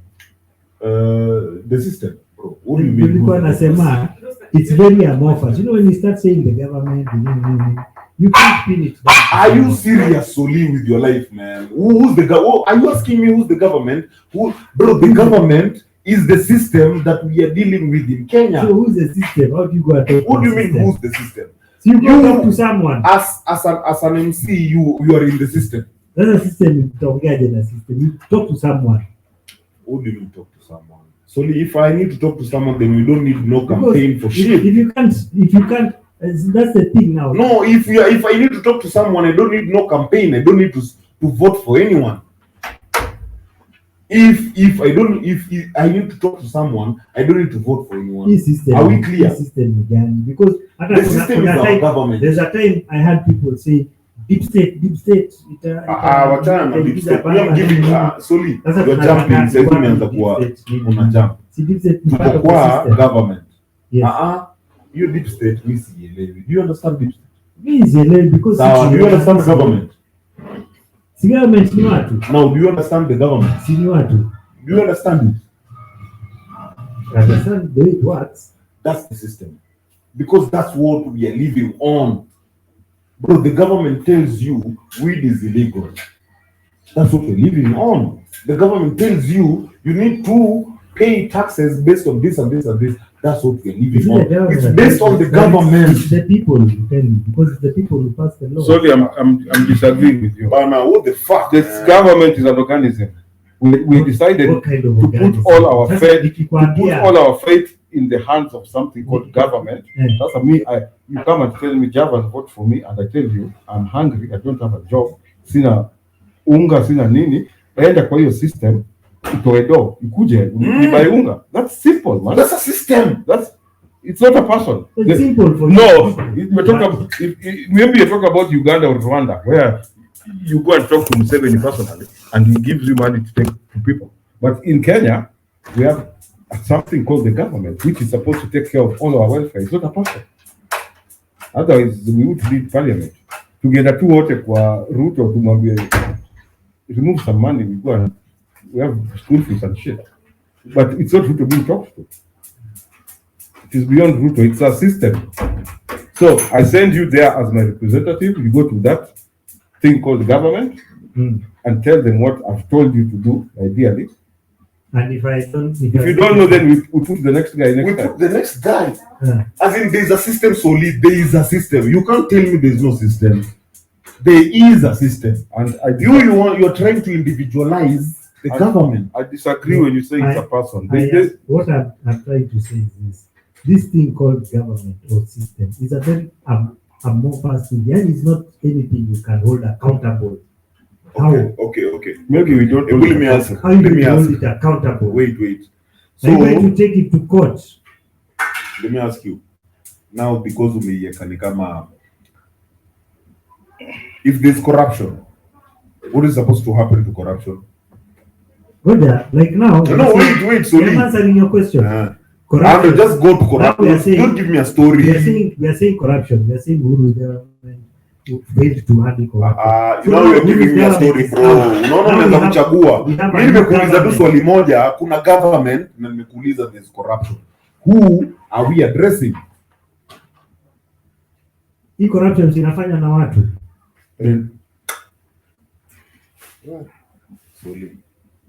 Corruption inafanya na watu.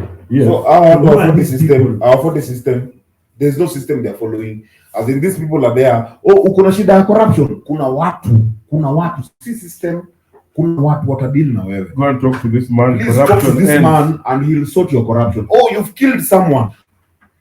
What do you mean you've killed someone? Come on. Go talk to Inspector Soli. And he'll shoot those people. And he'll sort that shit. Why are you leaving this? There's a system that we are working on. All these people are working inside that system. All these people you're naming. So what are you giving me about this? So this system cannot work without these people. So meaning you know there's a system. It can't work without this. No, so you know there's a system. Let's start with that. Because these same people. So can you start? I have my point to make. Let me make my point. Okay. Yeah. These same people, when you go, you're like, why is this thing not happening? They'll tell you it's the system. Yeah? So what are you going to do? Exactly. Are you going to go now to the system? Then I said you brought me somewhere. Are you going to go to the system now? I'm going to send you what is this system? To do something about it. Now the system says you as a leader, as a president, based on what you campaign, based on your manifesto, that's what you're supposed to accomplish. That's what the system says. Okay. That's why we are vying for someone, right? And if you don't do it, you put the next So guy. if you Kama don't do kawaida. it, can you fucking get out? Usituulize. Now me, Nifanye nifanye. nini? Kama huwezi fanya toka. Bro, let's put the state in a state of emergency. If you can't do that shit, get out, man. Then we get someone else. Let's get someone Until else. someone does something Because the about system it. is clear. The system is clear. If you mess up, you're punished. But are you punished? If the system is so clear, then why do we have corruption? Because we have these leaders of sasa nifanye. No, Sasa why do we nifanye. have- if the system is clear, why do we have corruption? Yeah. If the system is everything, then you don't need this need. For example, Yes. napenda system ya UK because wakati kuna jamaa alikuwa during Brexit, wakati alishindwa kumanage UK because of Brexit, alistep down. Jana tumeona Prime Minister UK step down because angeweza kumanage UK kwa ile situation wenye walikuwa, because of the situation they were in. She decided to step down because she cannot manage the country. She said, I cannot. She said, I cannot accomplish what you people sent me to do.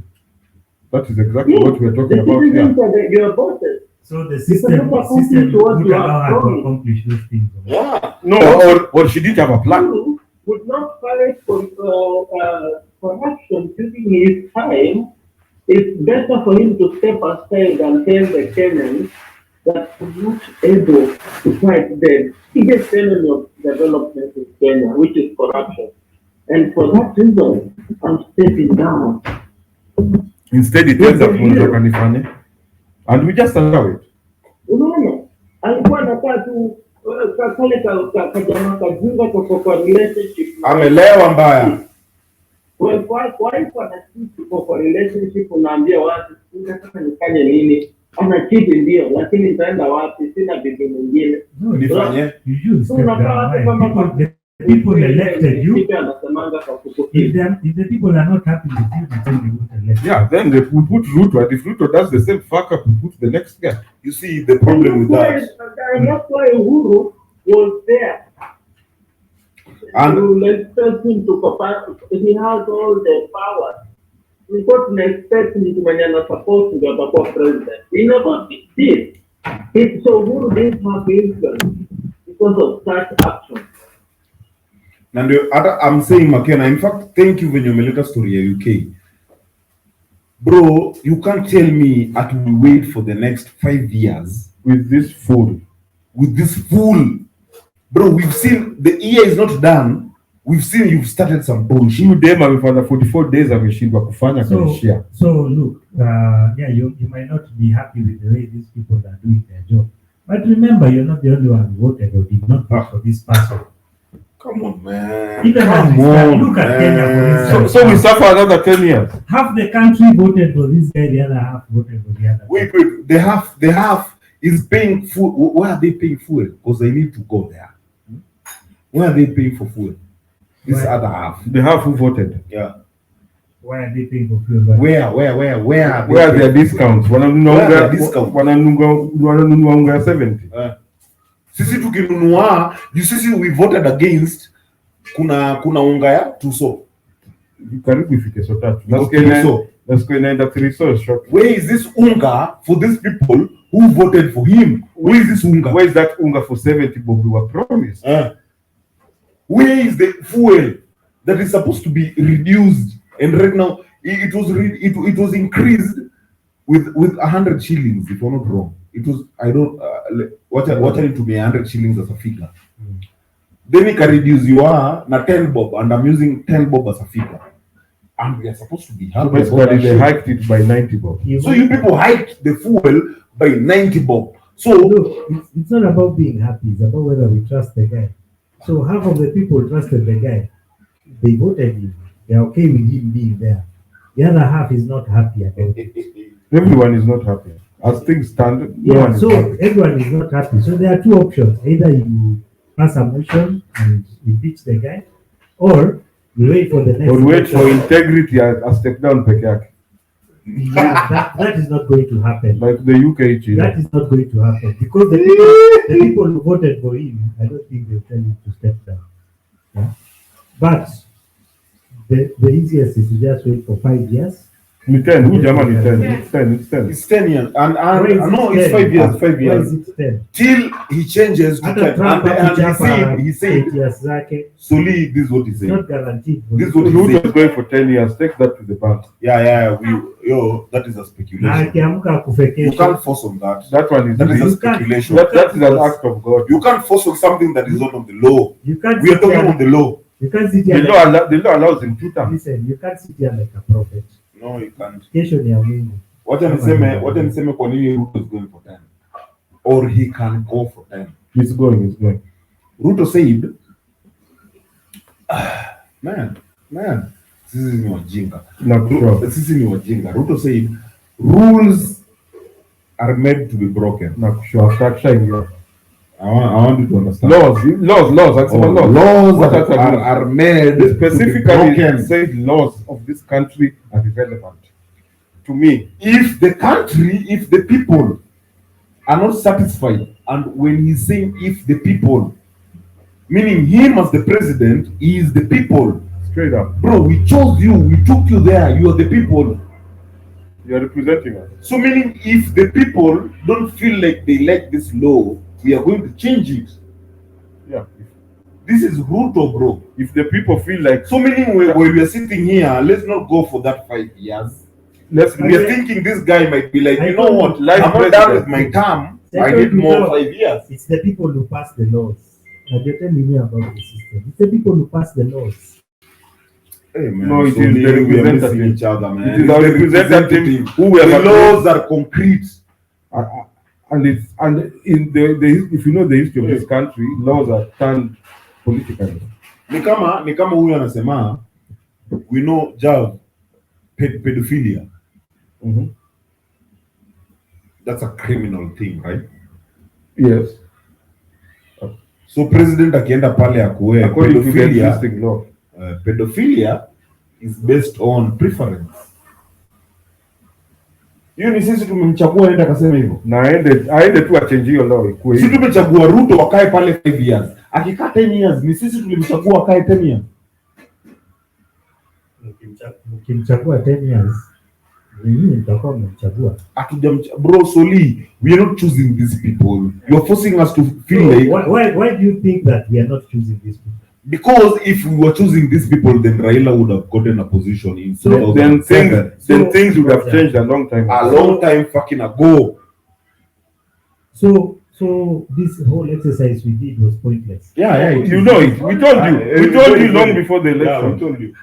We told you It's on this always show. pointless. On this show, We were even telling people, go vote for your governor, MCA, as in vote for your people in your county. The president and all that shit, leave it. Solely I'm tulikwambia of a different opinion. hii nini I'm of a different opinion. elections are And the guy predetermined. who's there, Ruto now, proved it differently because There's a best friend for They- Soli. He's come on board. Come on board, go. He's called Arvid. and I'm of a different opinion because that rhetoric was passed that there's deep state, there's what, deep state doesn't want this guy, and he still made it. No, Uhuru didn't come This to the guy made election. it.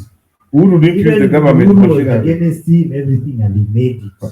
How do you know it wasn't again? So it's very difficult for you to convince me that the people have no say in this matter. Yeah, Which people? Soli is very okay. Let me say something before we end there. Arvin, are you there? Arvin. Arvind Vohra. You guys are telling me there's a ghost outside. There are people shepherd. Okay, Arvin, we are coming to you. We are coming to you right now. I was just checking if you are there because I don't want to hang up. I don't want to hang on my mic. So Arvid can contribute. We are coming to you right now. I want you to contribute on this shit. Soli, you are a politician, right? Yeah. We're talking about Ruto. That's when I understand. Can you give me some gist about it, my brother? Okay, okay. Listen, we are talking about politics, Kenyan politics. We're talking about Kenyan. That's my interesting subject, my brother. That's my interesting because I work with the government. So let me know what it is. Okay, we are coming to you right now, and Soli is here with you. So, Soli. Hi, Soli. How are you, my brother? I'm good, Arvin. Good to have you on the show. Yeah, it was a very informative talk what we had last conversation. Okay, I won't waste this time. Okay, tell me, my brother. Okay, now, Soli, you're a politician. You are a politician based on your eloquent standard, convincing of how power, you deliver your messages. Convincing salesman. Yeah, you're a salesman. No, I'm not a politician because I'm a salesman. No, I'm it a is. politician because I went into politics. No, you're No, convincing people to vote for you is salesman. Those are skills you develop in the process. Now, I'm telling you, no, you had those things even before you Those went are to skills politics. you develop. If you don't know how to convince people, I now waste time. struggled a lot. You know, the problem with Soli is he wants things when he is reasoning them based on. But let me just say my own. Politics, bro. The government is already based on how a system is working on it. The government is a system. So if you're told there is no gayism in this country, it's because that system has agreed with that agenda. Mm-hmm. Yeah. If you're told, in fact, you're not told. Oh, you're told. It's in the law. You're told actually there has to be this bishop and this bishop so that we can ordain a certain project, or we can approve a certain project, because we always told that shit. Yeah, when you're told Javile, a bishop has come and is talking with Ruto because of the humanity of Kenyans, the humanity of poverty in Kenya. So if the system is working with the religion, we all know this shit. This from the very start. We all know this On the first day of parliament, so we now, have prayers there. So now I'm here, Jav. I'm here. My brother, can I put some point here before Okay. we could go so deep dive? It's a very high level discussion that's going on. Let's come to the basic point. Why, when we are kids or maybe when we are in school, we never have a dream to become a politician. Tell me one single person who dreamt to become a politician. What? No, that? So if it's somebody saying that I want to be a politician, then he must be lying to himself. And our parents don't advocate us to become politicians. They would advocate to become an engineer, become a doctor or something like that. It's the but best. Tell me honestly, when does a person decide to be in politics? A, he has a followers. B, he has some influence. C, he has a vision either to make himself great. Himself, I'm not saying about the society. No, if you're saying, he's going to do something for the society. No. There must be out of 100, 1 person. Thank you. So everybody who does in politics. Yes. I'll tell you. Thank you. So no, wait. That is a question to Soli. When does someone, because all the options Arvin has mentioned, it has nothing to do with the society. Yeah, that's exactly what I was going to say. Politics, I'll answer your question. You join politics when you decide to make money and make yourself great, because it's the best paying job in the country so far, right now. Even for a normal people, there is a lot of I in that, my brother. There is a lot of I in that. Politics is I. If you think politics is always I. What am I going to make? I'm going to make $1 million per month plus how much in parliament. Like I want that job. You become a politician when you go into politics. No, you become a politician when you decide when you decide to make money. When you decide I want to start. Dude, this is the best paying. Make money. It's the best paying job in the country so far. Businessmen make money. Absolutely. But not everyone can be a businessman. You know how much millions are coming in the house. There are many other people who my friend have a lot of visions and plans to change the world, and they are doing a lot. in their own capacity without going to parliament. without going into politics. So you can't call them politicians. Yeah. But politics, as far as this country is concerned, If you become a particularly, politician, it is an go to eye. politics. Politics in this country is a personal, selfish job. Whichever the motivation. Not only this country, my brother, every country, every country, Whatever the motivation. US, any country. Ultimately, people are motivated by selfish interests. Yeah, that's the human condition. Everyone acts for their own best interest. Yeah. So even politicians who go there, they go with their own best interests. And their interests align with other people's interests. So, Soli, why did you go to politics? For me, I have young children. I want them to grow up in a better country. And I don't see anything changing anytime soon unless we have new voices which are now challenging the status quo. Status quo ndio sisi tunasema. Challenging because the narrative we are hearing is the same all over. So, with that said, Soli, Yes. fucking years. with that said, Yes. you went to politics. Can I ask only two questions? I'm not demonizing it. Yeah. I just want to ask you two questions. Ask your question. My brother Soli, Yes. when you said you want to do something, but you cannot do it by individual, right? You need something called system. Called what? Something called. System. You need a system. System is nothing but the political party. Okay. Continue. Okay? And you need something called power. Okay. Power over everything. That includes money, that includes your people backing you, and all that stuff. So when you say that you want to do it for some cause, nice cause, you can't do it, my brother. You can't do it. You can't fit into the system. You need to go through the political agenda, what they have. They have something called their own visions and missions. You need to follow. Even if at all you don't agree, you have to fit in there. So now you tell me, whatever plan you had, it goes drain. Yeah. Bro, you can't bring your own agenda in a system that already has an agenda. The system is So- created. The system is Created for a purpose. So you're coming because of your kids. The system doesn't give two shits about your About kids. your kids or you. Or even yourself. Unless you say what they want you to say, then they start minding you. So, I'll give you an example. So your children, you have children. Mhm.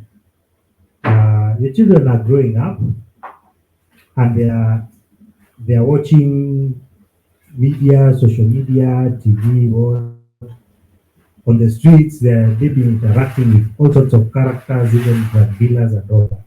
Yeah, and at home they have you as a parent. But as a parent, what determines the direction the children will go in their life? It's you as It's the person who has the most influence on that child. Yeah. That's why No, it's you as the parent. No.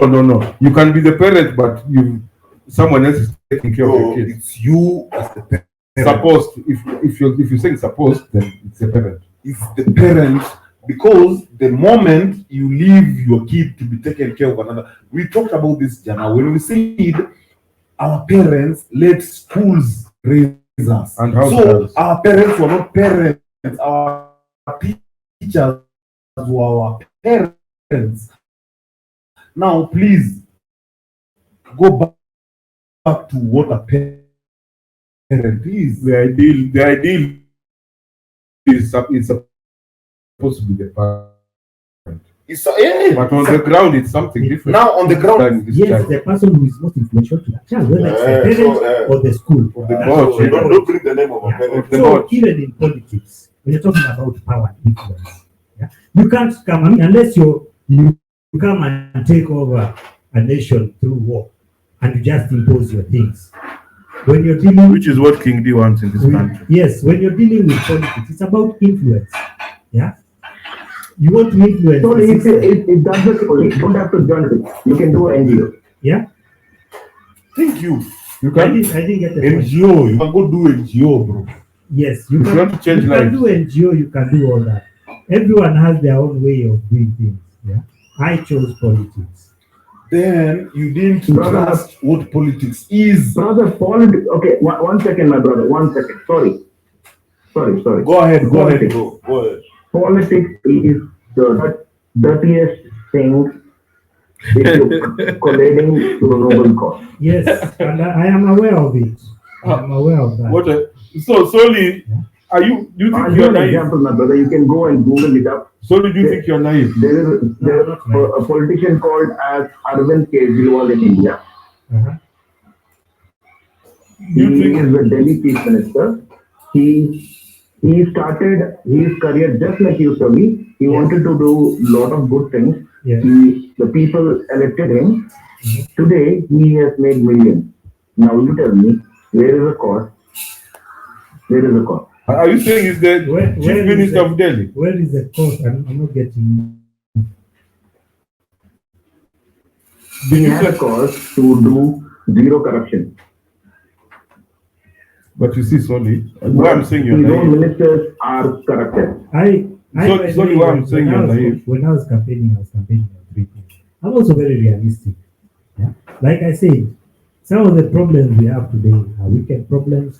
They are systematic problems. They are problems that we got here over years. Yeah? Of nobody doing anything. You do not expect change overnight, but you can start the process and start influencing things for the better. I am not naive. I am not. Then you are a Nelson Mandela, brother. Then you are a Nelson Mandela, not in politics. Yeah. Thank you. You are Bob Marley, Nelson Mandela. Who was that guy? Damn, I keep on forgetting his hard name. We had his picture in Rock Radio. Sankara, you all that shit. Solely. I've had a conversation with you. I am what I am. You guys want to label me different. No, I don't want to label you. What you're saying is politics is a system. And either you Now it's either you conform to that system, which You'll most forget your likely cause, will man. happen. On the way, you'll forget your cause. Which most likely will happen. You know, there's- You cannot fight. I say it's like a moving vehicle. Mhm.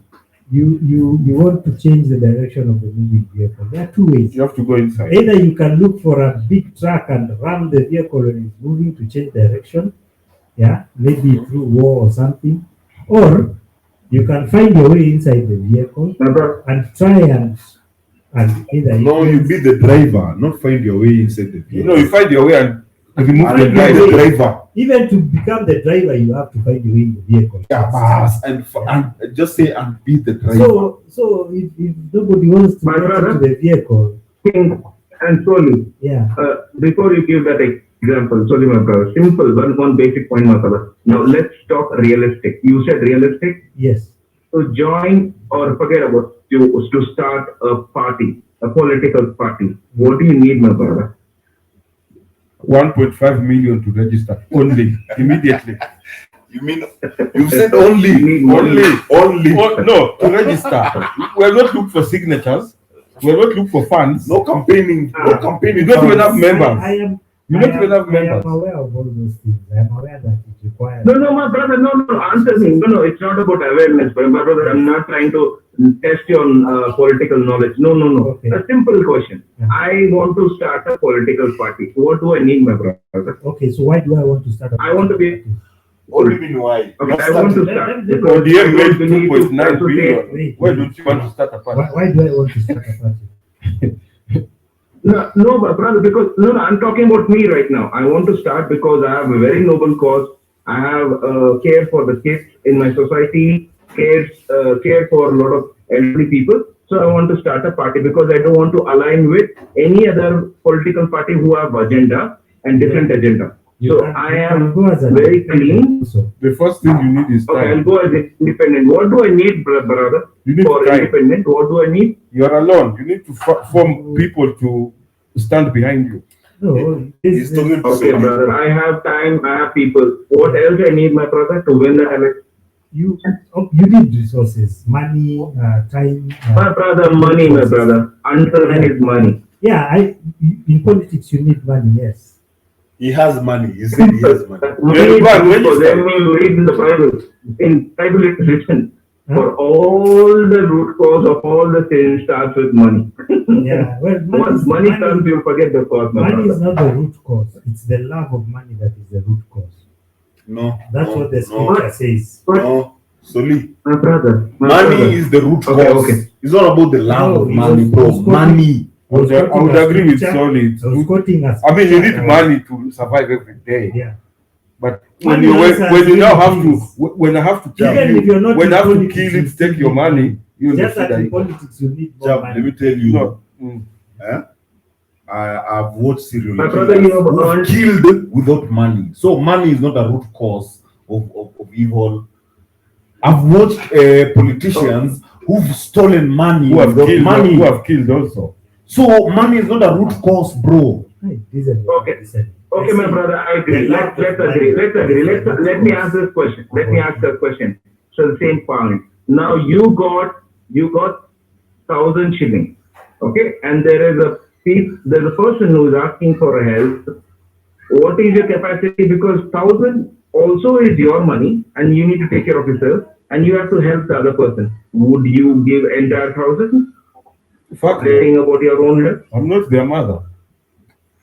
No, in politics you need to do that, my brother. You need to help. No, in politics you're a leader. In politics in this country, I will have my 1,000 and I will come to you and give you 500. I'm trying to get where you're driving. Because obviously you will not give 1,000. Money can keep never something be in your enough. pocket. Look, money can never be enough to take care of everyone. Yeah. Even when I was running. How will you do the project without money, my brother? How will you do social cost project? I'll tell people, look, the money I have, I'll give you what I have, but it can't be enough for everyone, for all the needs. Yeah. I will buy you tea or whatever. Yeah. It can never be enough. Money will never be enough. Yeah. So part of also being a leader is also trying to open people's understanding, yeah, to teach them so that they begin to see. Yeah? And part of the campaign that I ran, civic education was a key part of it. There'll be people who will vote for you if you give them money, and there are people who will vote for you no matter how much money you give them. Yeah? It's a fine balance that you have to find a way. But the question also is, if you don't have money, does that mean that you should also not run? You can still run even without money. There's nothing that's preventing you from putting in another country, maybe. Bro, you can't run without money because in Kenya, politics needs money. And then it needs money. So you're bringing an ideal situation. So let me ask you, that boy in Mary who used to go around campaigning with a bicycle. He's not everybody. He's a one. One in how many? In how many, Soli? Listen. Can you talk about the circumstances are very Come different. on, man, Soli. Stop taking a special situation. So even you used money and you didn't make it. So there are very many. So that boy, let's use the many. That boy is an outgrower. People who also run that way without.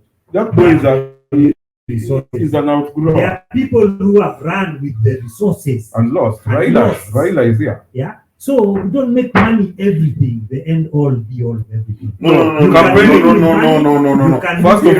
First of all, politics, Raila is still earning even outside politics. Right now, they've created a docket just for Raila. They've created an entire docket on top of pensions. On top of two pensions. Two pensions, and then of Prime Minister and Minister of you what you go.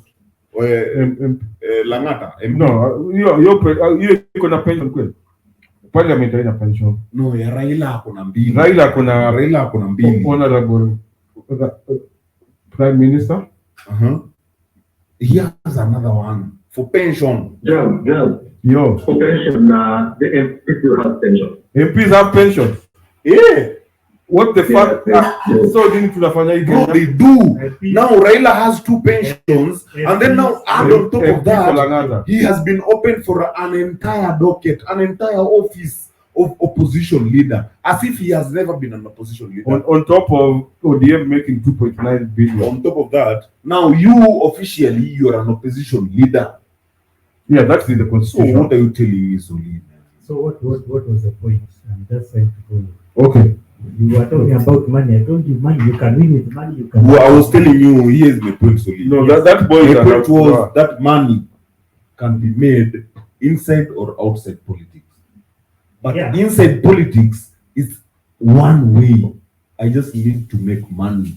and that's what a lot of One way. that's what a lot of politics in this country is about. I'm going there to One make way. money. I'm going there to make money. I've invested how much to campaign? How much? I've invested 10 million to campaign. I need to return that fucking 10 million. Before the show started, somebody told us to be a governor, we need to spend at least 500 million. It was 500 billion because nyinyi ndio there.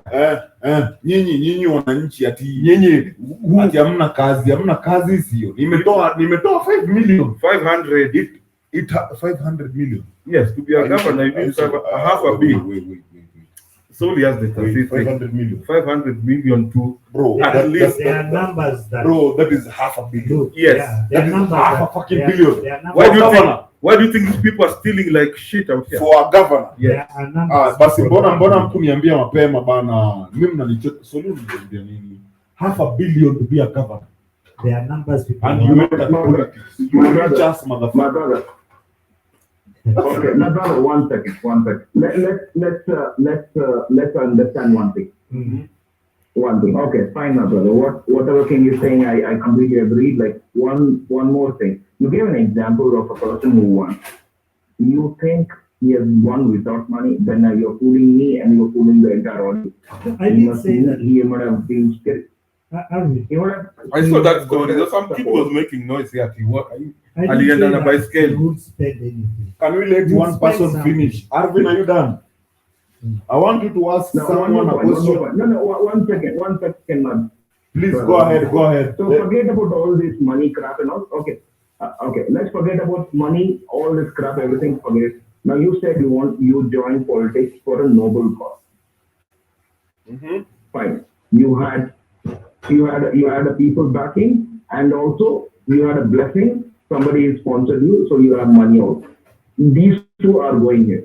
So you tell me to even get a small project, your own political party or your own government would ask you some bribe. Now where is this going now? Tell me, because I can't go and say, hey, I want to start a project, give me, I don't have so much of money because I've been elected as a member of parliament or whatever. Then to get the project, I need to give cuts. It's not only here, it's across the world. I need to give cuts. What is the noble cause right now? Arvin, can I ask you a question? Do you think we? Yes, my brother. Do you think we need better leaders? No, my brother, the whole political system, if you want to be a better leader, be an NGO, not with a political thing. NGOs are no better, by the way. Wait. You people are missing what Alvin is saying. We don't need better leaders. We don't need this system, bro. This system is not working for us. Fuck this system, Right? bro. So how many years it is working? It has been working here. It's only working for the people. It's only working for those people who are entering in it. They want more money in it. I spent 500 million. You think So I'm going to care about you bitches? Fuck you, bro. What do you mean? The system. That's why Do governors I need to care about you told me you're drinking tea without sugar because you have diabetes, or is because you're poor? that's why governors are stealing left and right. The bro. system is working for some people, not for others. That's But that's what we are we're talking having a about. conversation about, bro. Yeah. Our president, the system is working for our president. It has worked for him for 60 years It's not before he working was for born. us. The former president's system works before he So was for born. you to tell me Yeah. is the people who voted for him, I'm like, you politician. But You let me- fucking let me- politician. The let same me ask people he you- told what? let me ask You you- said somebody told Ruto what and Ruto said what? Let me ask you a question. He system- asked him, Unaongea kama nani? It was not he working. asked him something, Ruto akamwambia, unaongea kama nani? Yeah. We are not supposed to be mad at that. This system is not working for us. It has not worked So for we 6 came. years. Sorry. No, we sat down and we changed and we got a new constitution because the old one was not working. for us. It's way better than the old one. Can we agree on that? Yes. Yes. So we made a step. You made a step, yes. It's not Yeah, perfect. so change doesn't come overnight. It comes. But you in see, waves. like I keep telling you, this system has its owners. Bana, Soli, The you system- compromise so bad. The system For you has. to tell me, change the, okay.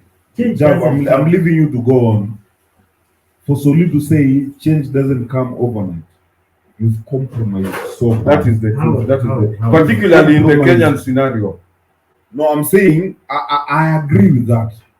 But for Soli to say that as a politician, he's compromised so much. Explain how it's compromised. Like How will I compromise? we already know. We already know. Okay, my brother, let me put what is compromise? Let me put in compromise. Okay, I'll give an example, my brother. So you are a minister of XYZ ministry, and I come to you. I come to you for help. There are two people who are coming to help. One, Arvind, and one is Eric. Eric cannot bring anything to the table. Then Eric goes Arvind home. can bring you some briefcases. Some briefcases. Mm-hmm. So who will you listen to? Don't tell me you I listen to the Eric, but briefcase you one listen time to the briefcase. because Eric. Let me, Simple. we have already, can I say something? Have you compromised or not? I've spent 500 million. Have in you my campaign. compromised or not, Javan? No, let me. Can I explain before? It's not a yes and no. As in it's a yes or no, bro. No. That's the problem. I now have- you're I have- compromising the question I- you're being asked. I have He's spent- explaining himself. I have. I No, have. that's the problem. I have spent 500 million shillings to become minister. And after you Yeah. come with your hands, Javan, you must be is that fucking cup? mad. Is this cup red? It is red, red. or blue? It is red. Now, what Arvin has asked, Have I have compromised? you compromised or not? Receiving the 500? Yeah. I've not. That's what I came to do. That's what brought me to the ministry. So, meaning you as I've a done- leader, I've done my you job. as a leader in politician, you haven't done our job. Fuck you guys. You're not listening to me. You see, You so guys are not listening. I've spent No, that's what I'm saying. Listen, I've spent. Now, I'll you use see- your figure against you. No, I've spent Javan, 500 Javan, I've million agreed. to become a minister. After you come, I help you to This get, was a, to get this, sugar. This one was must a trap even for Soli. You must be fucking mad. So you can't tell me here Okay. that you're going there as a politician to change, Change at- people. because your child is you or And your the child. people are drinking tea without Fuck you, sugar. nigga, man. You want to go sort your shit. You And want when, to go sort and your when the family's opportunity, when briefcases come, only you will take them. Ah, You will take so them. stop telling us about, oh, I want to be a leader. Actually, even In when, politics, fuck that shit. even in fact, let me even make the point against you. Mm. When these briefcases come, you're helping your child even more Exactly. than going to make Your laws. own child. Your own child who sent you to parliament. You're helping your child Maybe better. your child had a best friend. Maybe.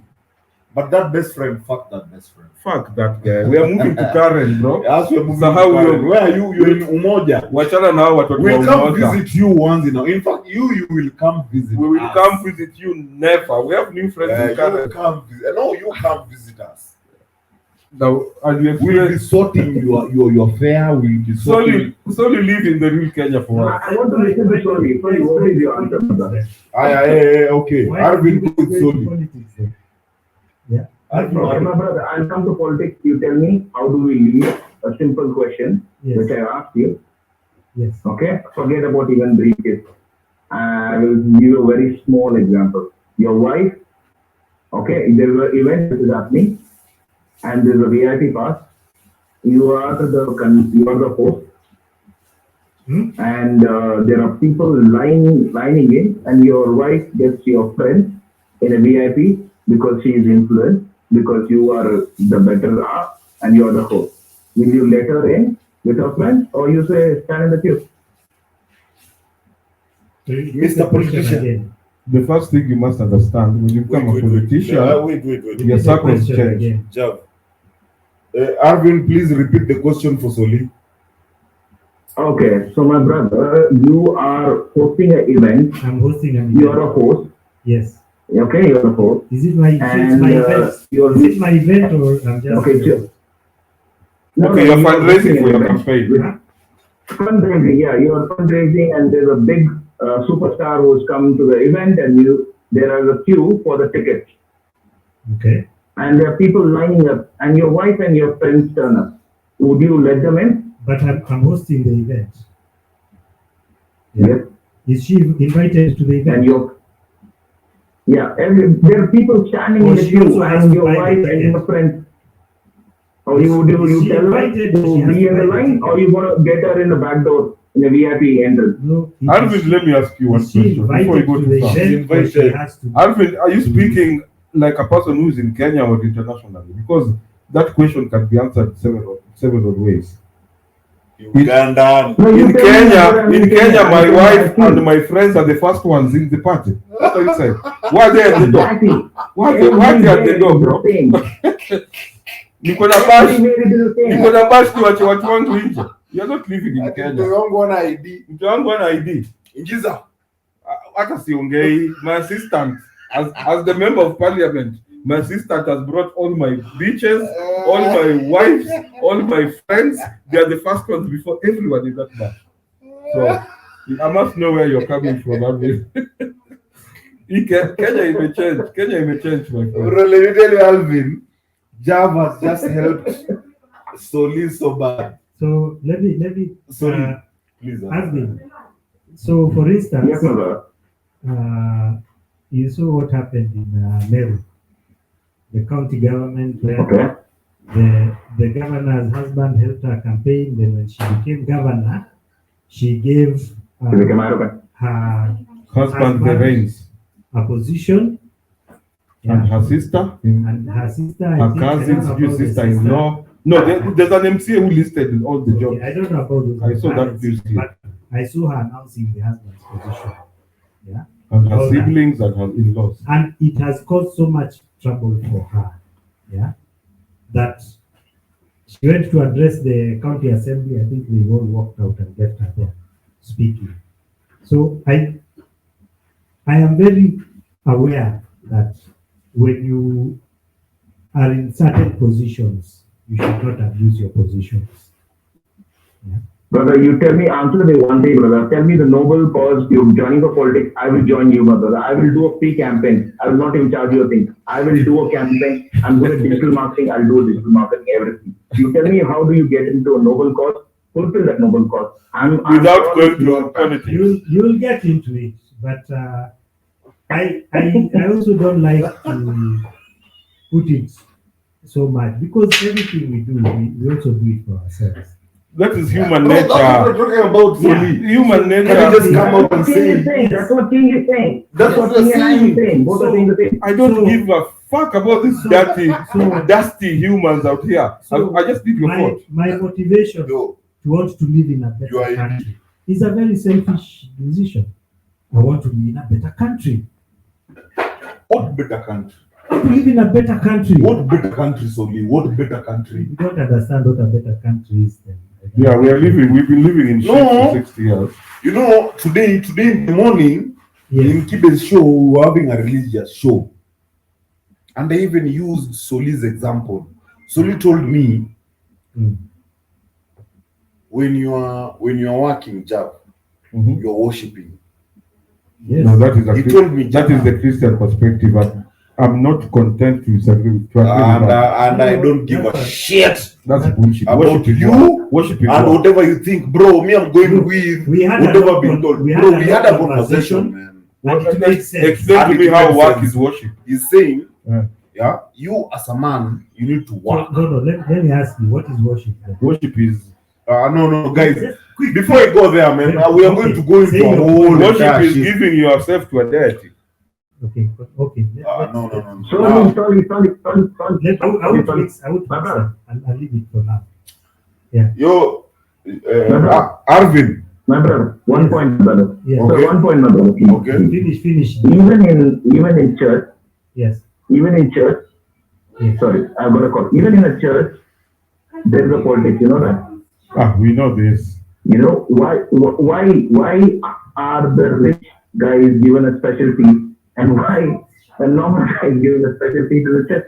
And just like the state, the poor people are the ones running the fucking church, but the rich guys come and sit in the front. That's how the country works. It's the poor people paying the taxes. One more thing to add. Yeah. One more thing to add. You know what? if I go with a torn clothes and there's a suit which Mr. Eric is wearing, the Armani suit, and I'm wearing the torn suit, you know where the pastor is looking up to? To the Armani suit, not to me. Arvin, He wouldn't even lay a hand on me and pray. I don't even know if you are an Arvin. Adventist. I left SDA because I went to church in jeans one day and it was over. Okay, Arvin, Me, like yes, Deacon Evans, young man, you're coming to church in jeans. look, Arvin, That's the day I left SDA in 1989. Jeans, bwana.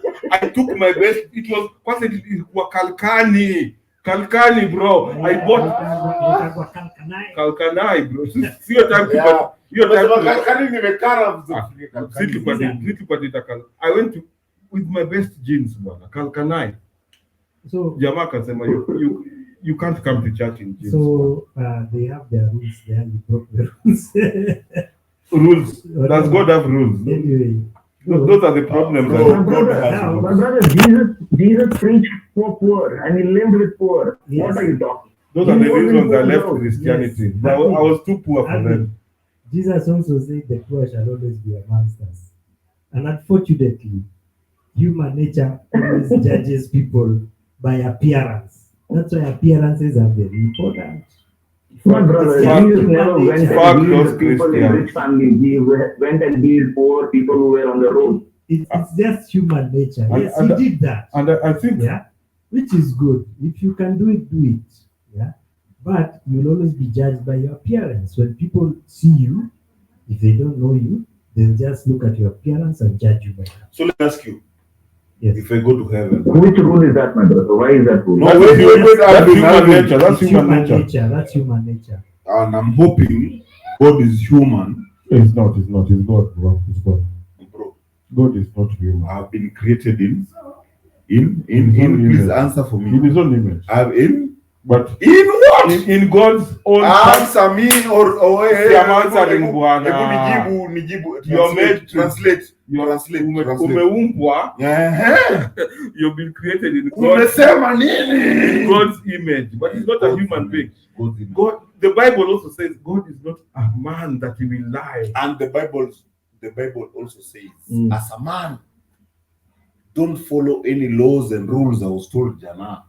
Am I lying? Boomba. Am I lying, Solly? Hmm? Don't follow any rules or laws. Have your own rules and laws based on God. Is this Based God? on God. Is this God confused? Okay. Bro, this God. Let me this God take a is gay. small break. This God is gay. He's a woman. He's a no, woman. No, he's Let me gay. take a small break. We come and finish with an exciting We are story. not finishing shit. Bro, you're not taking no You break. people, I know you. I did, You're not taking no break. We are finishing this shit. So now, but we move to a different story. no. What do you mean? Unanipona history yako. Alvin has something solely and I'm liking whatever he's building up. Unanibo sana na history yako. Alvin has a lot of questions. Which- I hope they are building up to Even something. you They know shall be what answered. impresses me. What impresses me with what Alvin is doing is these are questions I can't ask you solely. Oh Nishinda, you always take me off with the Bible. I'm like, I don't know the Yeah, Bible. I I don't know the I try Bible. to stay away from that as much as I can. But Alvin is coming. Alvin, please go on, man. You should, And we are not stopping you you. should join me and Soli talk about the Bible because me I know the Bible. Soli I has know you never, don't know shit. Soli has Fuck never you. slapped me You on the don't know Bible. shit. Alvin, go on. No, You and Soli go. no, my brother. Actually, you know, in everything we do, okay, there's a cause and an effect. So now you come with some purpose. You know, you cannot say that, oh, I want to do without selfishness. I want to do even your mother's love. I'll tell you, the greatest love in this world is mother's love. Mm-hmm. You know, at one point your mother also will deny you. But in a very realistic way, your mother's love is the most unconditional when it comes to Better than God's unconditional love Oh yeah, it's better. by far. At least I I can would see not her. comment on that. At least I But can see even her. then, yes. So even then, Your mother will deny you if at all you don't listen and become a problematic child. She will start, she will not hate you, but she will not give you that love. So even that love becomes conditional. Being in that kind of a world, you're saying, I want to do a noble cause, I want to join politics. My brother, you are either staying for a day or a two, next day you are back to square one, my brother. There is nothing called good in politics. Because human nature never changes. So, Arvin. Exactly. Human never changes. You give me 1 million and I will be greedy for another million. Yes. This is how human nature is. Because I already know what millions do now. So give me another one. I want to hear one. I may enjoy one. It's a Alvin, can you talk and finish? Can you talk and finish? Last question, sorry, from my end. Last question from my end. Okay. What would, if I find a Boda Boda driver, Yes. I give him 1 million shillings. Yes. What is his next step? What? Is he going to do that? What will he do with that 1 million? Why would you give him 1 million shillings? Money. Okay, just imagine that I got lucky and I won a lottery. I want to give somebody. I gave it to a person who is in need. 1 million. Instead of giving 10,000 shillings, I gave him 1 million. Now what happens to that person? You ruined his life. You think he's going to... You ruined his life. Yeah. No, let me tell you, Arvin, wait, I say something that both of them are missing. Politics, my brother. Let me say something both of them are missing. Bro,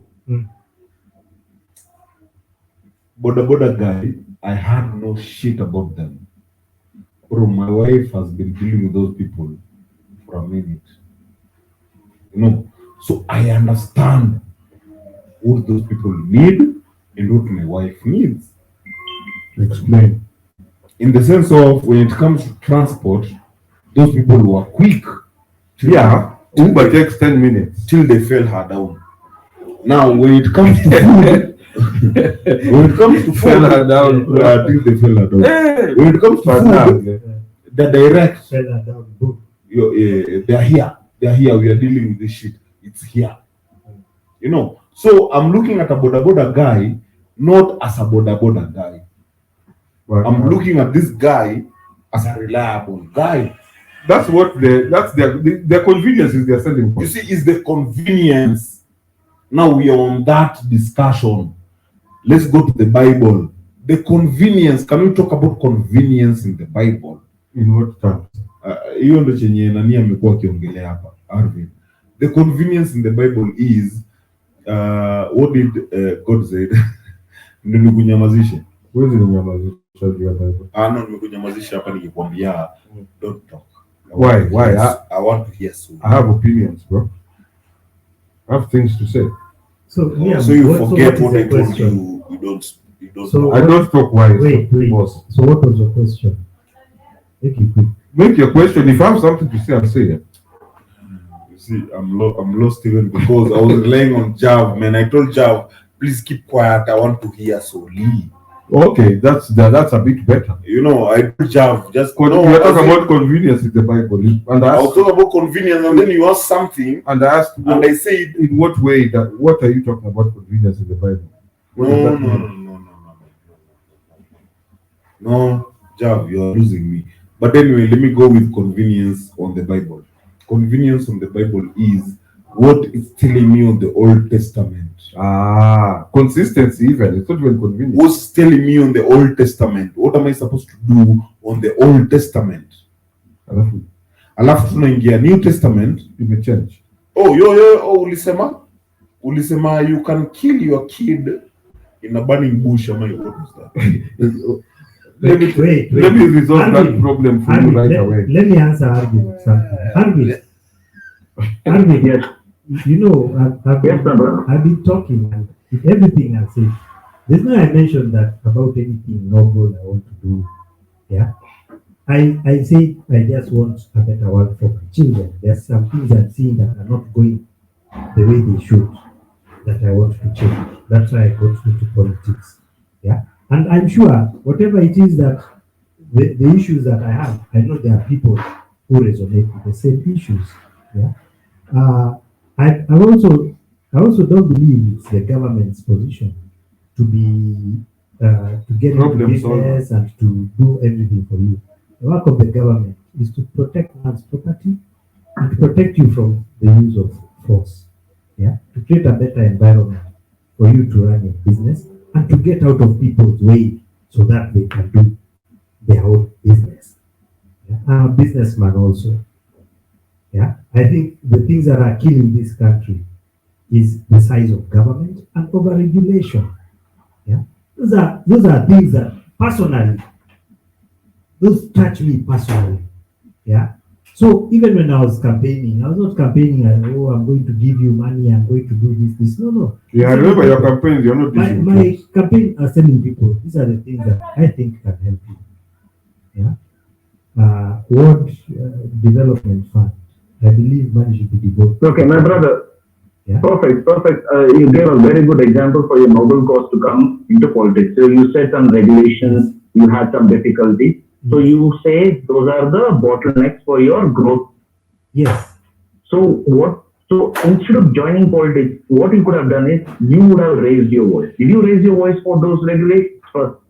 To raise my voice. In what forum? But that's did you raise it? Did you go to a public forum? I'd started my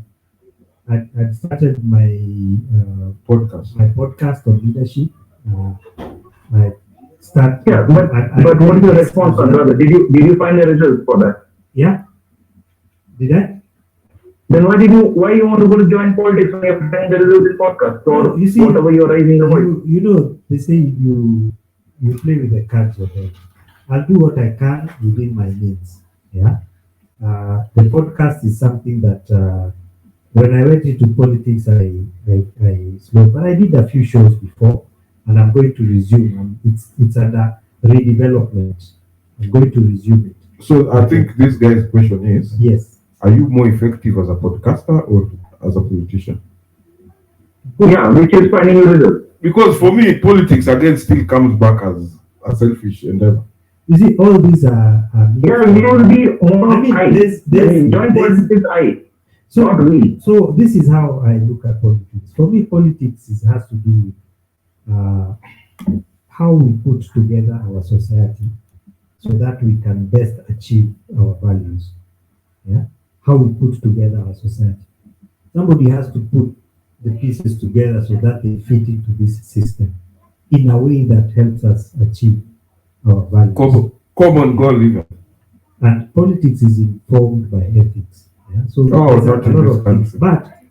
But the way, in my opinion, the society is put together, yeah, is not helping us achieve our values. I want to run my business and be profitable, but I can't do it. Yeah, because of the way the system, as this I would say, is set up. Yeah. And those are things that I would want to change. Now, I'm also realistic that I might not be able to change them even in my lifetime. But somebody has to start the conversation. Amen, brother. These ideas have to get into people's mind.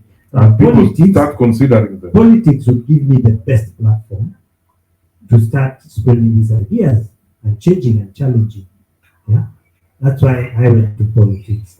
But even though I did not make it into politics, there are still other avenues that I can use.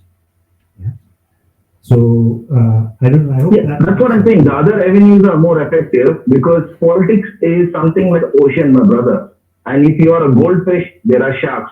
They can just swallow you up. Yeah, I believe I can swim with the sharks. Mr. Believer. Big fish. Then you need to get a small pond. Huh? Yes, I believe. Bro, Mr. Believer, do you believe in your people's beliefs? This guy believes in the fucking Bible. Oh, you believe in what yourself. more can you believe in? No. Bro, there's believing in the Bible with people and there's believing in the Bible on your own. You can't. And then now The lessons you are fall the it on people. Bro, Nani, who's this prophet? Prophet. He was a prophet. He was a prophet. Prophet. The one for you guys that meet you in Nairobi. Exactly. What that guy does is he believes that him is the person. So you people, when you're coming to me, You come appropriately. with all financially. So I was talking today when I was talking about religion. Religion killed masculinity. Badly. You know, because yesterday you told me something and I was like, if I need to make my rules and laws, why am I following someone's? I'm going to have to submit to Meaning I have to submit to a fellow man. Yeah, you're better off on your own. On my own. Yeah. So when I'm entering politics, meaning I'm not selling a lead. I'm not sending a leader in politics. I'm sending someone who's very good in that system. You understand me? A leader will spoil the system. A leader will spoil the system and he'll be killed. We've seen them killed here A lot, bro. So I'll send someone who I know is very good in that system. Atanyenyekea. Lakini is pushing our agenda. He'll come out here and tell us, okay, now this is what they are telling us to do, and we tell them, oh, you know what, we need this. Go back there and start this. But we don't do that. And in fact, those clowns you send there are the ones leading us. Yeah. The dog is wagging their tail. It's the clowns. So Soli, I want you to understand, when you're going there, you are a clown. And don't give me that leadership. And if you decide to be a leader in there, just either you come out or they take you out. Bro, we won't protect you out here. We are here protecting you, to tell you when you're going inside there, we are here to check you. Soli, you're going to earn $1 million per month. Plus. 4x4. No, let's just go basically. We want to be basic. House allowance. Okay, 1 million salary and you could do that. You're basic. Then there's house allowance. Don't go far. Let's go on 1 million. Okay, bro. 1 million, which is more than probably 80% of Kenyans. So Soli, we are sending you and we're telling you, you'll be earning 1 million. Now on this 1 million, we want you to do this and this and this. But you see, will you consider these people who woke up at 5 a.m. to go vote? You see, the thing is, we don't even tell them that. When we send him for that 1 million, story naisha voting. Hata voting hatufiki. Akienda huko hata ajui ni nani amemtuma. Bro, hatujui. See, you go with your manifesto and tell them you manifesto. Listen, we have not reached that politics in this country. Everyone goes, whether it's written or not written, or lies. You go and tell, or lies or whatever. You go and tell people, I'll do this. This is what I want to accomplish. I'll make for you roads and ammonia and we accept. So I want to come and meet you, my brother. Let's start a party. You're sounding very. Soli likes tea. So we already have a party. It's called. Let me finish. Hashtag can I finish my point, guys? Okay. So yeah. The same way I'm going saying this is what I'd like to accomplish or to do for you guys. The same way, there are also other people who are going with their own, telling them also what they do for people, right? And so the guy who can trick people the best way. So the people choose the person who they resonate with. Yeah? So who tricks them better? If you're call it trickery or whatever, if you're elected, that means whatever you had with your vision or whatever is what resonates with the people. So technically, ideally, in an ideal situation. So if people don't elect you, then maybe what you are telling them wasn't resonating with them. Okay, so let me throw in a quick example here. Yes. I'll use my party, German Fuliza party hashtag. Yes. Nakuja hapa naambia watu, Fuliza is shit, it's shit. Loan apps are shit. I'm going to remove them all when I reach parliament. And then all you motherfuckers vote for me, I go. Nikifika pale mbele, who wants Fuliza? You. It's the president. No, and you. No, and I might be genuine in my approach. Bro, you want Fuliza when you're going there. Watch and show. You're talking about okay. Campaign for campaigns. Now show for campaigns you own. Listen. My campaign is we're going to kill Fuliza and CRB, okay? Because inatumaliza. I'm a victim and I know what you guys are going through. And you guys vote me on Fuliza. As I go there in front, I find the owners of Fuliza are not these ones I was talking with. The owners of the Fuliza own the fucking country. See, campaign imefail. Fast food. Ilisha. Inaitwaje? You backfooted yourself. This thing, the people present to voters. You said the word just now. Manifesto imefail big time. Nafika parliament wananisho jav stop this fumiza noise. Shika hizi million just and that is exactly what happens. That's why na history yako ya fuliza, alafu now you can't even. That's why these fuckers don't appear in the constituencies. I've let you guys down. You told me to go and take fuliza. I've reached there. I can't. I've compromised myself. So see you guys in 5 years. That is exactly how politics works in this country. You know, with your good ideas, they never go anywhere. With that said, there's something we were telling Kibe. If we don't know your value, then you ain't telling us shit. Because you're just another guy making noise here. What we think is your value. Unless you mention your value. Now, politicians don't mention their values. Politicians use what religion is using. What do you need? What do you need? Oh, you need jobs. Okay, let me come and tell you I'm the Messiah.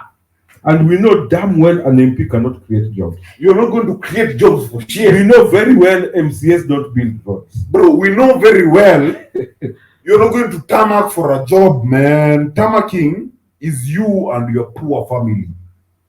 Connections don't lead you to tarmacking. Unaongea hapa kama nani? Wewe nani amekuleta hapa? You're talking to big men. So you guys are preaching to the choir. That is the politics we have in this country. That is the politics we have in this country. Sorry, my brother. Yes. My brother. Yes. Like, you know, let's break it down. Okay.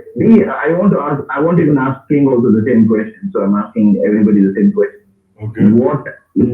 What are the qualities to be a politician? Just Dishonesty, number one. Okay, no, we are going one by one.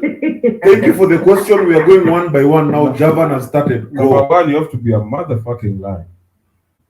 That's one. Okay. That's the only one. That's the basic minimum in this country. Okay. Okay. So you tell me, Tony, what does a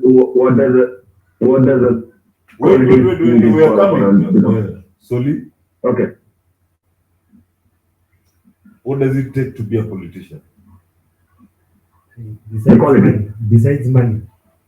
Besides, No, there's nothing besides Soli, what does it take to be a politician? Ulituambia kuna mtu yeye amecampaign bila do, so money is not an issue. Money ain't an issue here.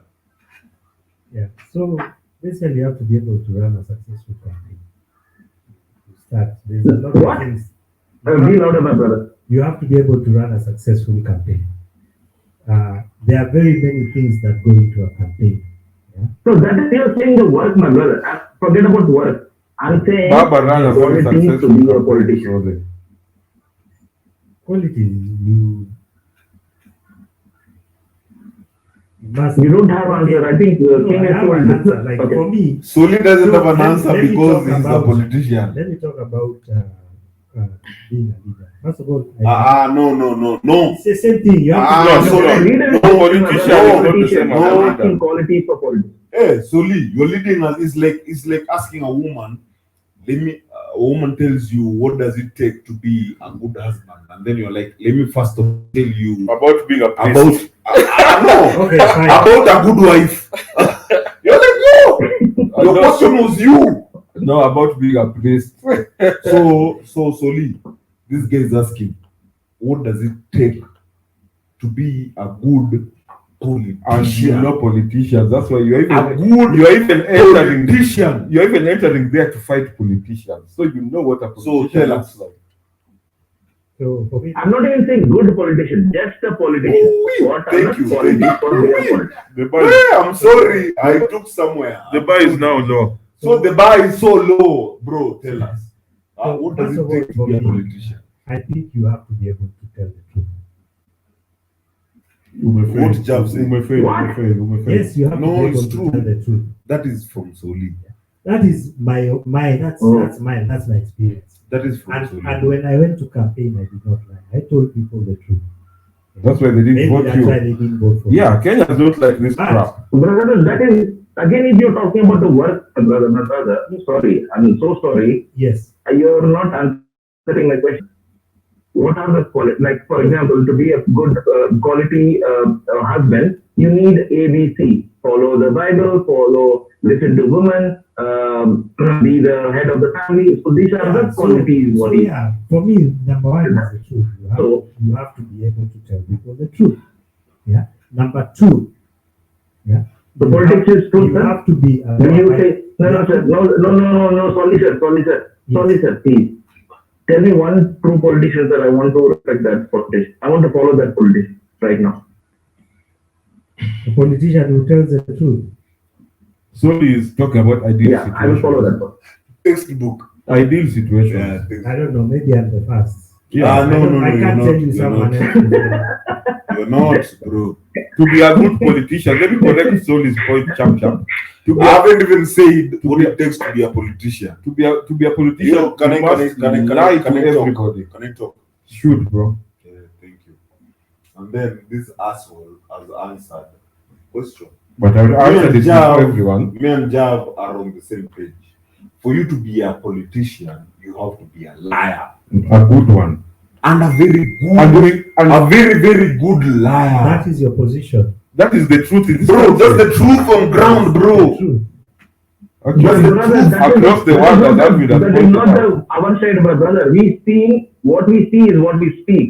We saw that from ages. I'm 41. In 41 years, I never found one politician who was truthful. Unless it was to their own fetishes. No, even if it's their power corrupts, bro. If you calculate what ujijui. Bro, you don't get power in politics. You don't. Otherwise, Sonko in our country would have been a big person. You don't get power in politics. You get power outside politics. When you enter in politics, you enter in You sold politics your soul. to protect your power. But these are good questions you guys are asking. Yes, this is But me, I still believe that to be a politician or in any position of leadership, you must tell the truth. So you're not talking about the politics of Kenya. we're talking about So, ideal. I'm following you. when You are the guys only want- true person. when I'm you following guys you. want this, I will support your party. I'm joining your party, my brother. When do you guys Fuck you. No. Arvin, fuck you. No. When do you guys want the politics and leadership of Kenya to change? Politics is not leadership, it's the point You we're must making tell here. people the You're not truth. listening. Solid. Politics is not leadership. You know, Solis is missing the point of we are supposed to be campaigning for him as a leader of politics. And you are a leader. And when you go into politics and leadership, will not work Okay. together. No, King, I'm Wait, asking wait, you, my wait, brother. guys, I'm not okay. asking solely. I'm asking you, my brother. Yes. Okay, go I'm ahead. asking Go. you It's something. me, okay? Okay. So you decided to get into politics. Okay. Okay. So you know that what's needed, like A, B, C, the money, power, everything you have it.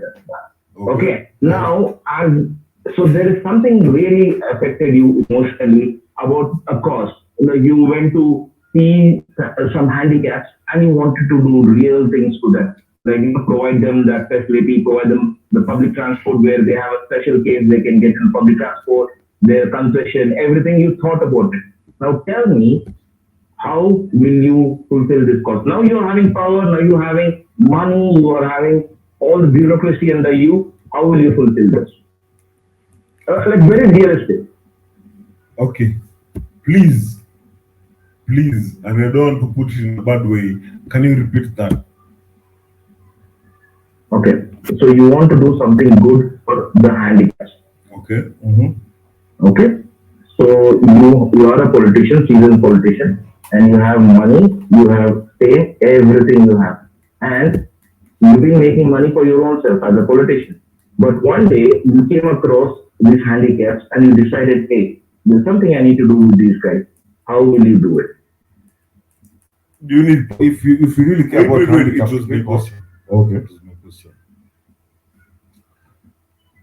Bro, What's the handicaps. question, brother? Handicaps are born handicaps, right? No, my brother, let's not talk about that. You tell me as a politician, how will you fulfill doing something good for them in politics? Oh, in politics, I will seek something the easiest With the least expenditure. and the least expensive Precisely. to help them. Precisely. As a politician, I will seek for the easiest and the least. So if I'm supposed to build for them a rail that is to help them. Climb KCC. No, KCC is too far. To help them to climb a hospital, I'll go to the cheapest. You see, that's me as a politician. After you've quoted the most expensive. As I've quoted. Okay, I'll make it much easier to answer, my brother. See, I'll make it much easier. So you go to a programs director and say, I need a funding for this project for handicap, and you get 100 million shillings. Then I'll So as a now tell me wherever. money. Then I spend 50,000. Not from any foreign aid, from any foreign Okay, aid. you said how many million? 100 million. 100 million. Oh, please. Now 100 million, and I'm using it Be as honest, Kenyan will shillings. you spend the entire 100 million? Yeah. The fact, no, man. No, bro. I'll spend 5,000. No, I think I'm good. I'll spend 10 million. So I'm good. Then I'll spend 10 million. It's only changing society. Me, I'll spend 100 million. Now this is the answer. No, That's don't why tell it's me only. that Which politics? thing. This system is not for you. Don't Which tell it is- politics? Exactly. If they're given 100 million to help the handicapped, They defeated with the politics. handicapped. You should be in an NGO. Then you should be an NGO. No, why can't I be in politics? My Why brother, do I need- don't miss why the do I bus, need my to brother. dip my Please money don't miss in- the bus. Why do I need to dip my King my was hands in absolutely right. King is absolutely right. King is 100% right. He will not spend 100 million. Thank you.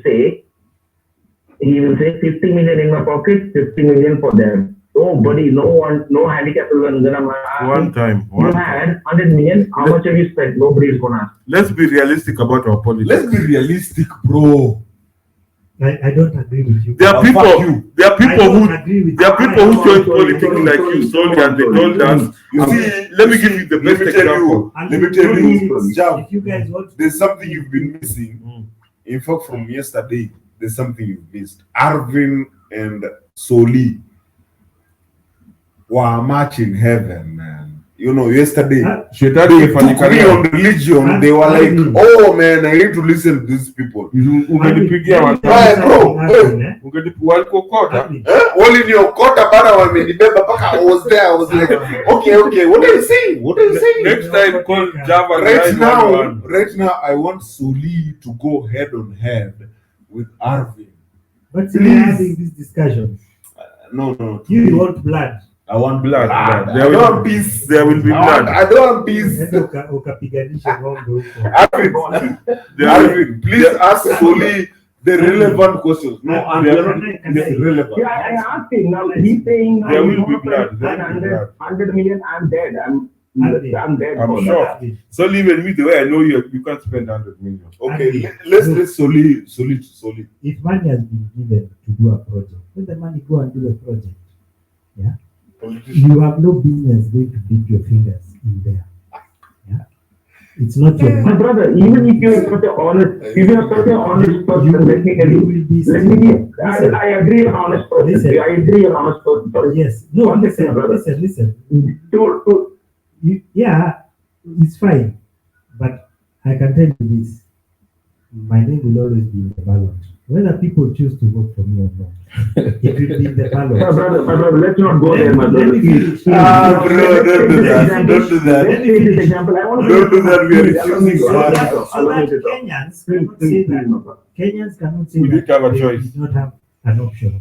Uh, Yeah, because My brother, we my are brother, here. We we sit are down. talking about. We, You're talking about something different right now. Wait, Yes. let's finish this example. And Now you given- have 100 I've given million you and my you're an answer. honest person. I've given you my Okay, answer. no, you're an honest person. If money You want to has- spend 100 million. Yeah. Now, okay, now you have to appoint Eric as a project director, Arvind as assistant project director, and you are forming a team. Mm-hmm. Now I and Eric says, hey dude, 100 million, my brother. This guy Soli is mad person. Let's not spend that. Let's put something to our pocket. 20 million in your pocket, Eric, 20 million in my pocket. Let's 60 million, let's go do the process. And there are many other people in this value chain who only think like this. Now, where is your honesty? Where is your noble cause? No, you see, I'm an individual. No, I have free will and volition. That's what I'm you're, saying. you're not spending that money a lot. Individuals cannot change If anything. these guys want to do whatever they want to do, let them do, but they will carry their own cross. So let me even pay them. Oh my God, you're mixing politics and religion, my brother. Let's even assume this funding is maybe coming carrying from your cross white is not the people. best metaphor. Let's assume even this 100 million is coming from white people. Okay? Ukumajo. Mm. Already, you're working with 70 million. Those white people will give you not 100, they'll give you 60 or 70. The money is coming from them. Yeah, you ask where the money is coming from. It's coming from grants or whatever. So you're asking where the money is You've coming already, from. you've Are you already, serious? you've already promised. Are you serious? You've already You have no money. Yes, you've already promised these cripples. I'm getting you 100 million. I'm sorry, but my soul is not for sale. Dude, you're the only one to ask You know what for. politics When is? do we end up after you 100? No one asked Do you know what politics is? No one asked you to look for I 100 am million. very conversant what politics is. Then you sold your fucking life, bro. I did not The sell my moment soul. you decided to go and I ask did for not sell votes, my soul. That's why I can sit here today. Sit where? Here today and sit very Bro, well at I'm night. asking you, please, can you fly yourself out of that seat?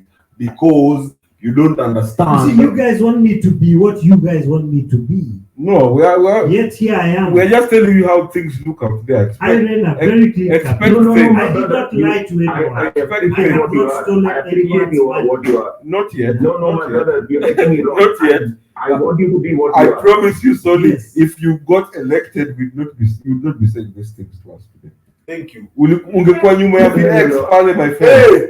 VX. Sorry, my Range brother, Rover. you're getting me wrong. Huh? Sorry, Sorry, my don't brother. joke. You would have, in fact, the Sorry, first sorry. talk would have We love been, you for what we you are are. shaking. We will Wait, be look at always this rallying photo. upon a person who is honest. I know politics is that, But and it's not the best character. But What is your plan to avoid this, that, and the mudslinging? What You is stand it? on your square. Square. You stand on your Uko principle. alone. Yeah. What square, Suli? What square? You're going to principle are you fight. talking You're about? going to fight these people for 5 years every day. Suli, let me ask you one Yeah. thing. Let me ask you one thing. Uh, Based on how you are, yes. then I get an investor. Yeah, I need to sort you in Kitui.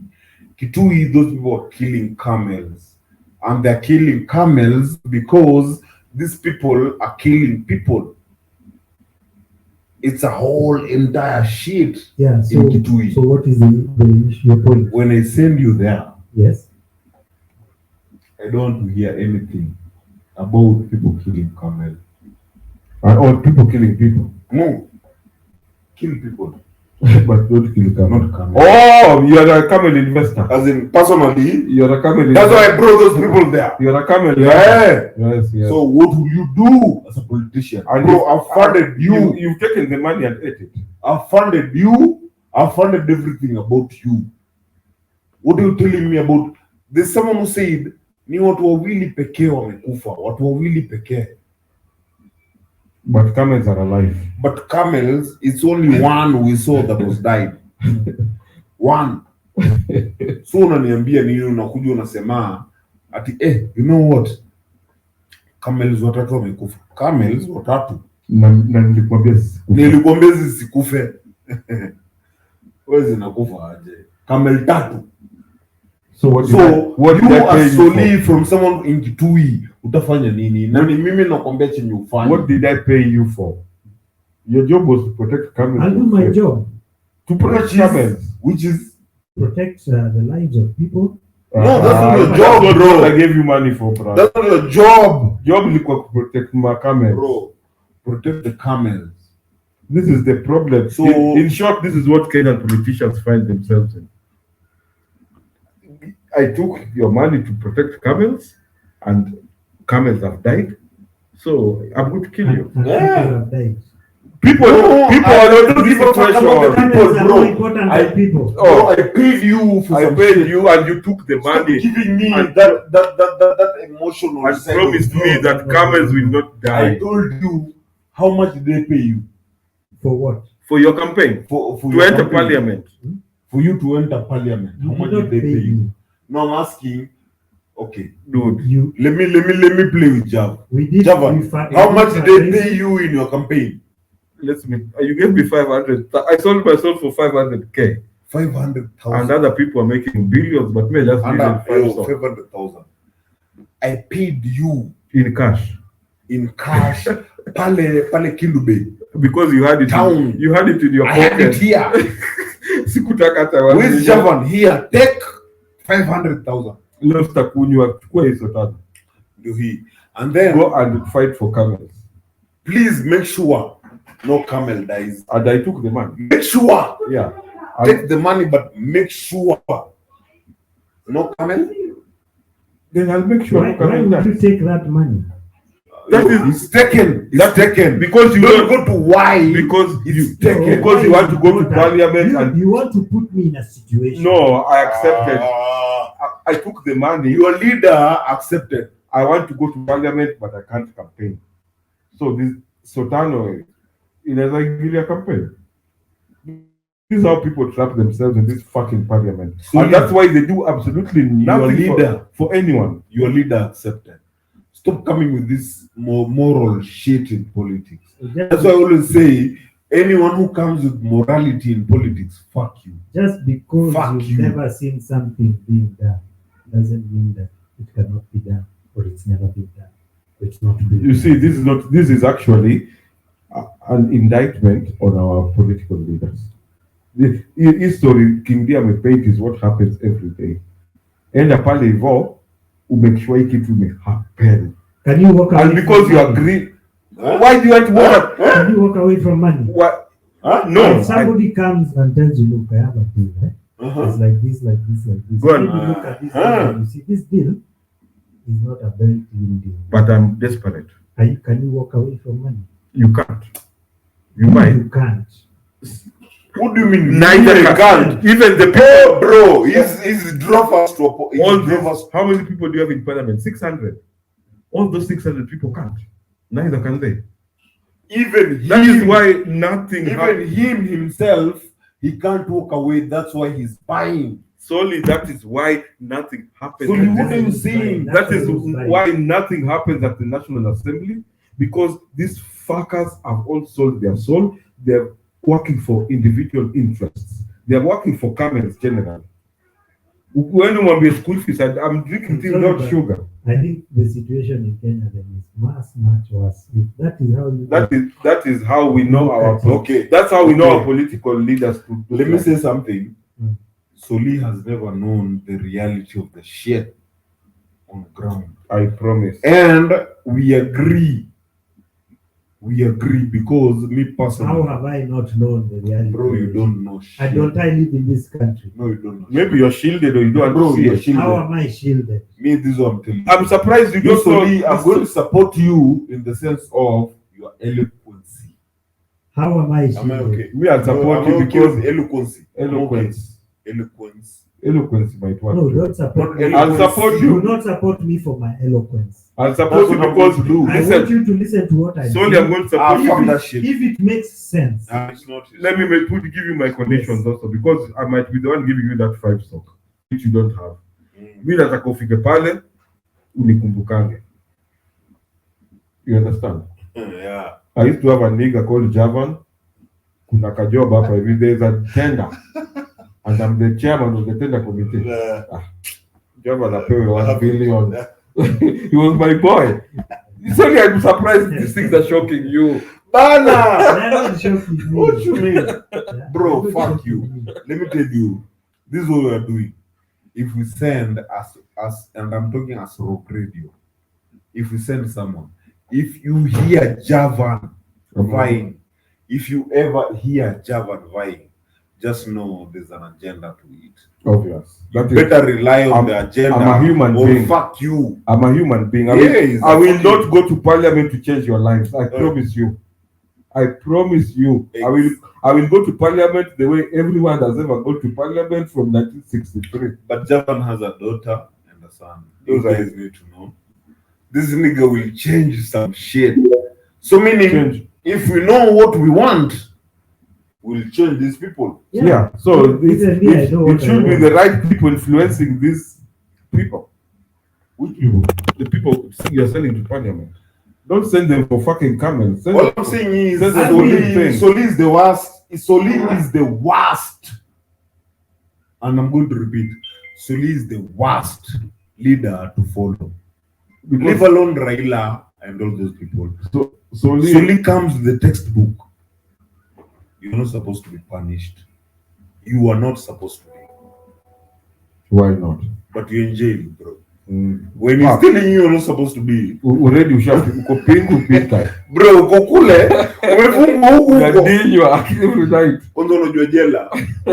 I am not talking like I've been there, but bro, I know that shit. You see these two fingers? These two fucking fingers. The thumbs. Bro, they are held back here. By? Yo? Inmates? No. Circle. Security. When you're going to the extreme, I'm talking on the extreme. Me personally, I don't go for puny. I go on extreme. So you've caused havoc. These two fingers are held back here. Bro, when these two fingers are held back, the more you struggle, the more they are tighter. It's called opposable thumb. That is an evolutionary advantage, but it hurts. It is an evolutionary advantage. And then you're there, and you're told you're there for like 24 hours. And I'm going to use the 24 hours as an example. 24 fucking hours, bro. Try to hold your fingers like this, and then put back for 10 minutes. Just 10. And then you're told 24 fucking hours. I can give you a worse example than that. Fuck that shit. Hapa Nyayo Tomba Chambers, hapa Nyayo House. There's a guy called Opio. And he had a crew called Opio's Boys. Those guys of Nyati House used to be called what? Special Branch. Baby girl. It was just called Nyati House. No, Nyati House was being run by Moi Special Branch. Wanakudropia tu maji hapa hivi kwa kichwa. Per second. Do you know after 4 days? Baby girl do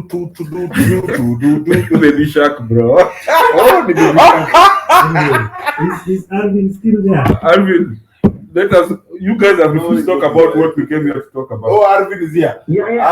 I'm here listening, my brother. Very quiet. So yeah, that's the thing. So I'll be there in the ballot. You can. Me. You guys, when you vote, vote the other guy. Sorry, I'm not having an issue with you. Yeah. I'm not even having an issue with your reality. Yeah. I won't call you naive, but this is what I want to happen. But is it realistic enough to happen? Okay, unless 10,000 souls come out in the next election, then 2032, another 50,000 souls. To 2050, we have 10 million souls standing, then we might have a chance.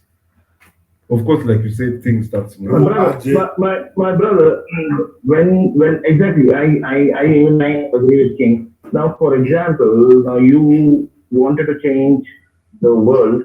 Forget about the world. You want to change your own society where you live. You think everybody is going to say yes to you?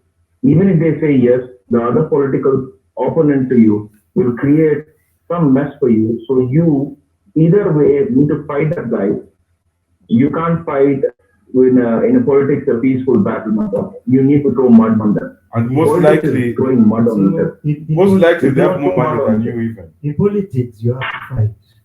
Yeah, it's a fight. And you have to. But throwing mud is throwing mud. You can't fight. You can't fight with ideology, my brother. Ideology. That's some communist. How do you fight? That's some communist. You know, the problem is when someone tells me in politics I have to fight, then I'm not in politics. I want to fight outside here. Then you don't care about me. You want me to fall into politics so that we fight. But why are you there in the first place? I'm not. My brother, I'm sending you there. Exactly. Yeah, because not all of us can go to King, parliament. We are not getting Only into, one guy. We are not getting into there. Now we've sent you there. then Only you're one telling guy us can- in politics. People need to fight. Bro, I'm outside here. Only one guy can enter And I'm parliament at a fighting. time. I'm fighting for you to be inside there. No, I don't need to fight. I've sent you, brother. I know, bro. I'm You won. fighting. You won the election. Bro, I'm fighting because there are people who think him going there is okay. So, okay, Alvin, tell me on that. What's your point? Yeah, my brother, actually, I think I will represent whatever you're talking. Just for a minute, let's step back and Okay. think what happened to Bob Marley. Forget, he's not a politician, he's a very good singer, very good person when Influencer. it comes to personality. He's very good person. Yeah, you can add any good things about him. Yeah. No doubt, he had his own downfall, but yes, overall, he's a human, a better human. But he had a cause. He fought for the system, fought against the system. And what happened to that person? Only his songs are being heard today. Yeah. Do you But talk he about lost his his ideology? life. Do you know his ideology? He lost his life. Do you know what was he fighting for? I would ask you solely, as you are a politician, do you know what was his cause? Why did he even start a fight? I don't know what he was fighting. He was fighting for social justice. Yeah. Exactly. He was fighting. No, you don't even know And- because you only know Bob Marley for And that is actually the point we're trying to make here. When you go into the system, the best way to stay alive is to adjust to the system. When you go with your nice ideas, we said it earlier, you go with your nice ideas and you want to change that system, they'll kill you. They always kill you. Yeah, yes, so true. You will be killed, my brother. You, Yeah, you so- will. I You cannot understand. fight the And that system is alone. why, and human nature I is understand. selfish. I know all that. Yeah, I know all that. I am not Naive. oblivious and naive to what I am getting myself into. Yeah, I am. You know the aware recent- of the recent nature of the killing beast. Yeah, I know the nature of the beast. Yeah, so that's what I'm saying, my brother. You know, politics is not the. For me, you're a very nice person, brother. I never want you to change. You're an amazing person, but this politics will make you a different person. That's what You we have to thinking compromise. of trying to argue. You have to Arvin, compromise. Let me tell you Arvin. something, yeah? You have to Arvin. compromise. Wait. Please. Please don't beg for anyone. Soli, we know Soli. We know Soli. Soli is a different person. Whenever we relate with Soli, he doesn't give us Soli.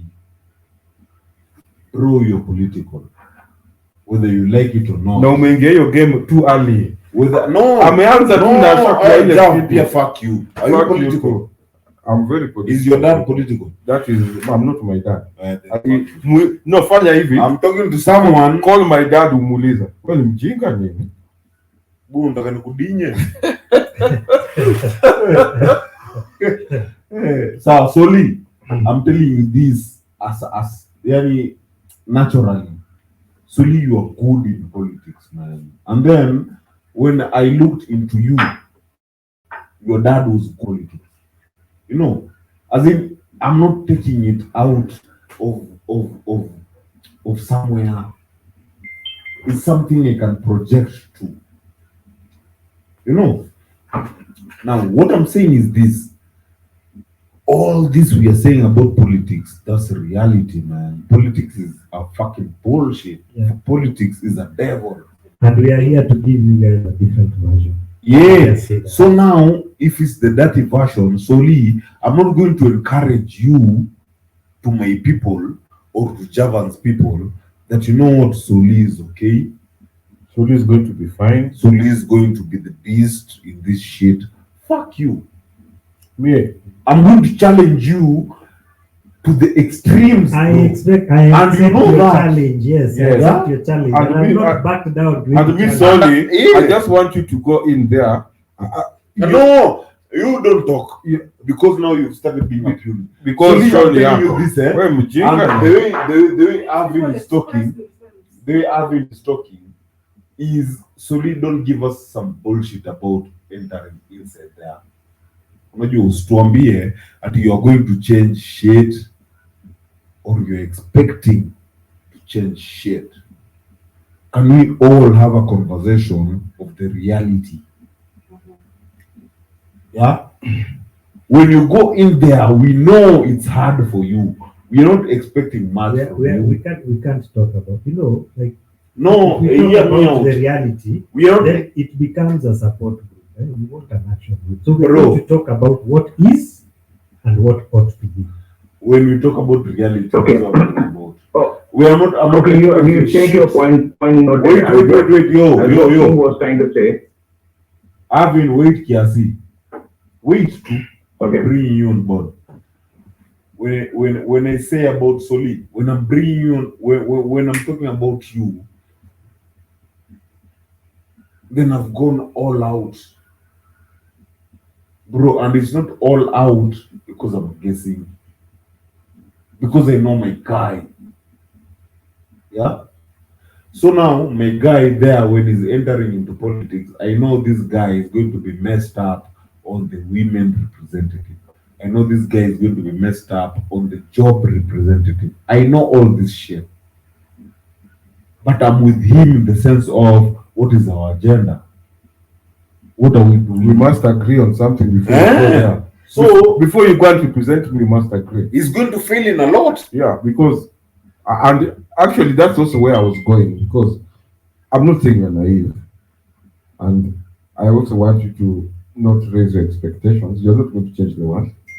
If shit happens, and not shit, if you are elected, I promise you, the way I know you, Soli, you'll be the only guy there.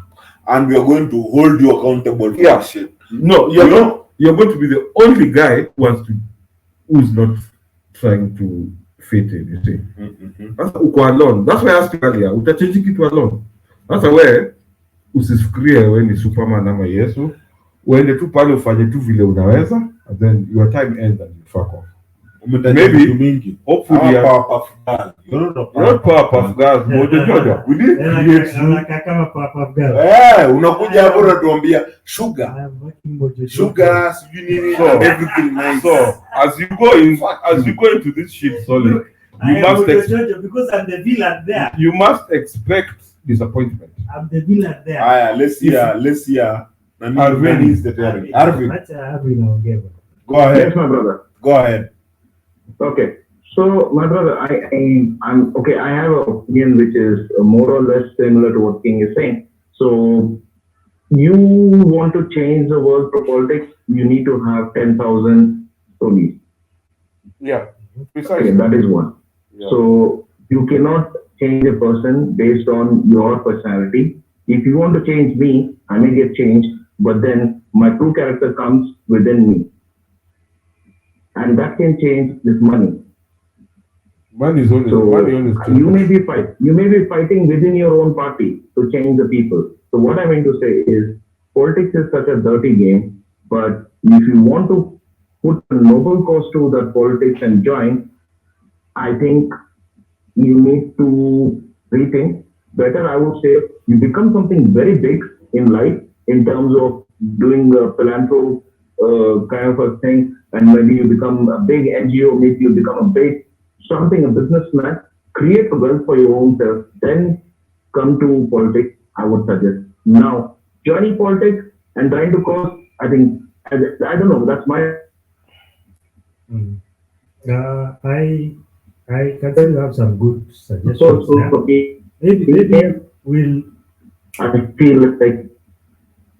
You're breaking up. You're breaking up, brother. Yeah, I was getting the call. I'm so sorry, my brother. I'm so sorry. So that's what I'm saying, my brother. No, I'm not here to preach you because you are seasoned. You come from a political background. You know the law of the land. You've been in the soil. You know the people. You know everything. And you came up with some good things. But I'm not discouraging you because, see, I'm the least person who knows anything about this politics here. But from the outset of what I've seen in the politics, it's always a dirty game, my brother. Because, you lose your identity. I'll give you an example. Today you become an MP. You want to drive your same car? No. You have to change your car. You will have the security with you. You will be protected. But it also changes for now. Yeah, you will change your phone number and you will change your clothing. Even if at all you have to go meters. If you are a politician, you think you'll be in this podcast or in this show. We You won't will be even be able to so find you'll you. not be. I'll be in a suit. You'll not be able to find you. Yes, I know Yeah, you will politicians be who got your suit. elected and they've not picked my call since they got elected. But change is inevitable. And that changes, and that's what changes. And tomorrow power comes with responsibility comes with a lot of other things. Then you will have your own personal The life. question is, are you changing for the better or for the worse? Which brings us back to that. But- Is but- politics a but selfish you game? said you wanted to jump for a If call, we've been right? hanging out with you for the last 20 years, alafu nje parliament, Bro, fuck you. ushikata kushikisiru zetu, bro. Fuck you then. You know, let me hold you in the sense of- Sorry, you see, I don't want to use the word naive with you, but dude, there are people tulikuwa nao mtaani, bro. Wakaingia parliament, they have not taken my calls since 2022. Huh? 2002. Because you are stuck in the Because system. life Because imitates. you're stuck in the system. I don't understand how this thing takes a What are you turn. saying, Soli? What are you I saying? promise you, Soli ungeelectiwa, first of all, angekuwa a podcast. Generally, you never pick my calls. It would be so much worse now. You understand? Nikupate, tukutane. Acha tunaona Tukutane, Soli. You don't know what Okay, you're okay, talking okay. about. Saa. Huyu mjinga anaongea hapa hivi, hajaelectiwa na bado ashiki simu zangu. Na siku na ID. Sina ID. I don't even have our what was that called? What we were supposed to go for. And huduma number.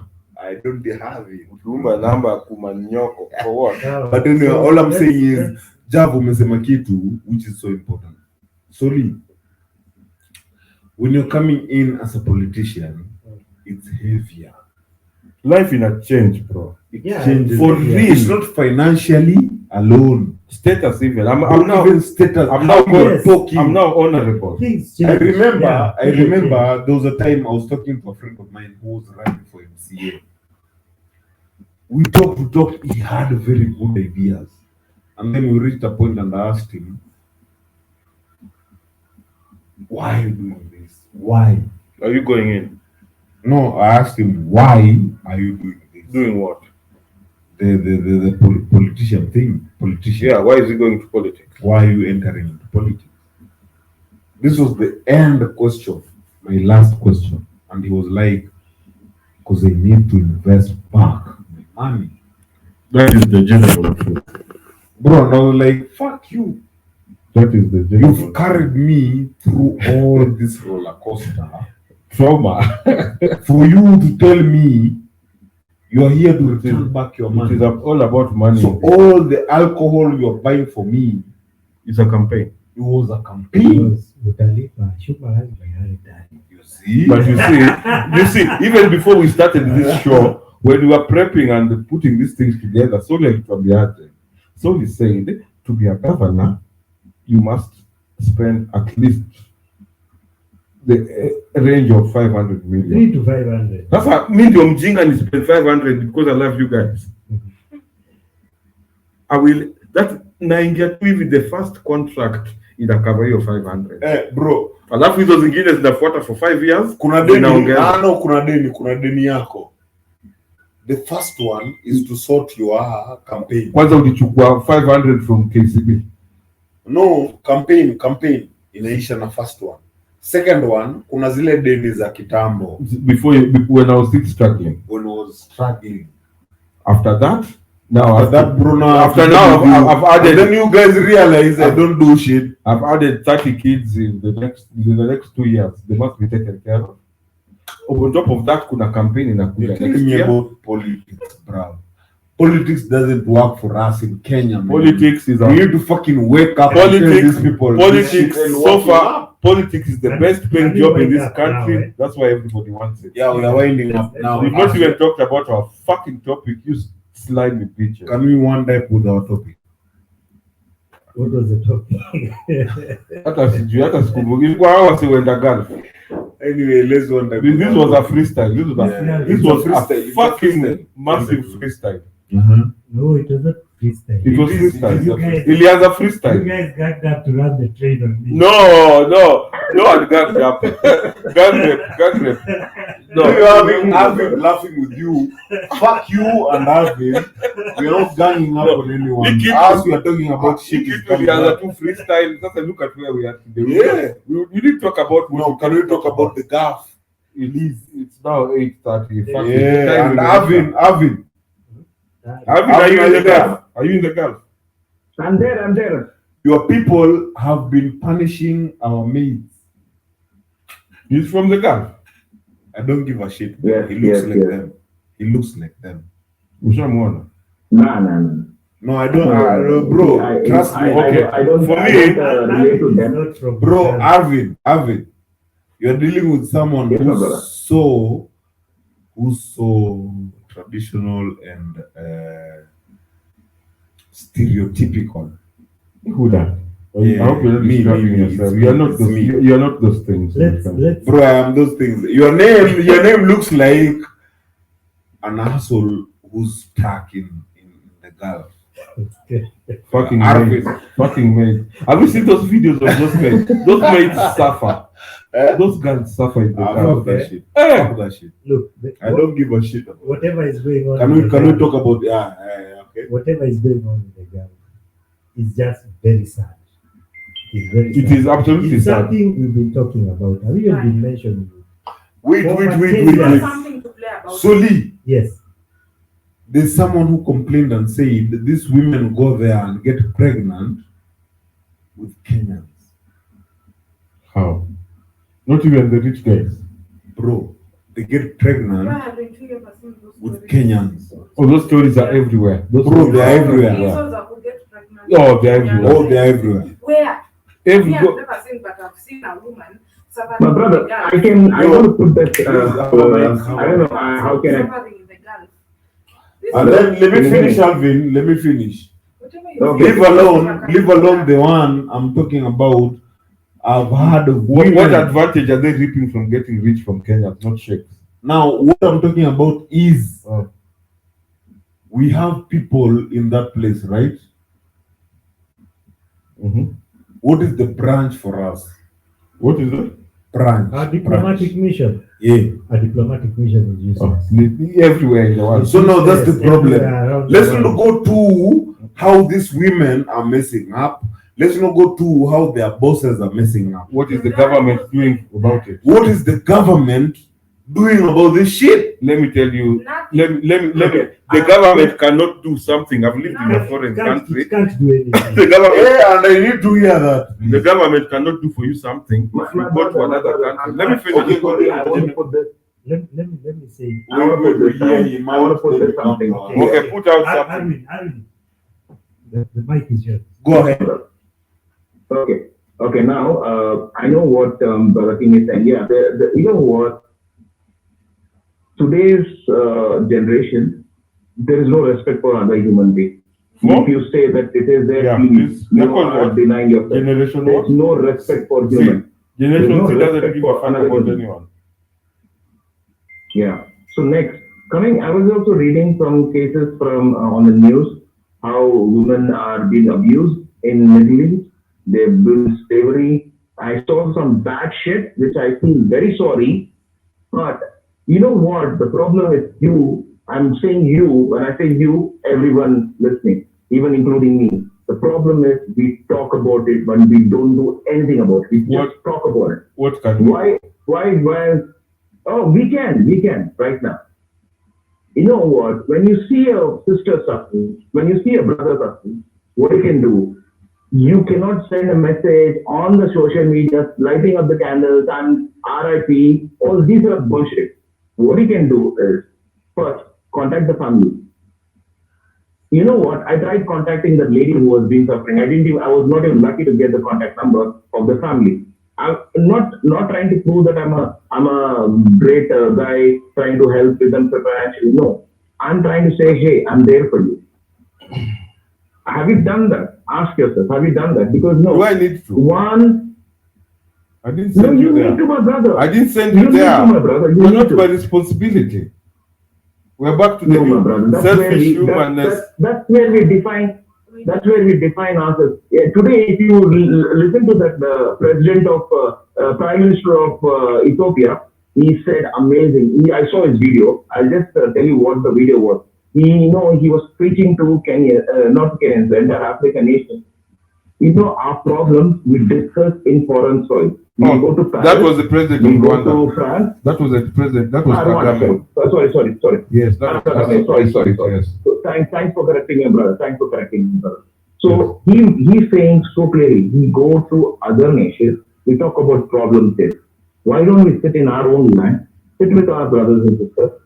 That's what I'm saying. What you can do. Why can't we stick in our own land? We don't stick in our own land because back to the discussion we've been having for the last 3 hours, we vote for dogs who don't give a damn about us. Okay? I was buying it. You guys didn't As in, vote it's for not a joke. I'm saying something. No. We vote for idiots. My brother, so We vote for Let me tell idiots. you something. No, Bro, we've had a lot we've had of this conversation, a lot, No, we've not. and Where- that's why where- you've had Jav talking. Let's change that attitude, my brother. Can I, Bro, wait. Let's change. Before we change a damn Let's thing, change. where- Alfred, a lot of conversation about Alfred, things who are going to the Gulf. Alvin, I'm going to go back one step. You talked about we see our brothers and sisters suffering, but as far as I can see, I have not had a single story of men. It's only women who are suffering in the Gulf.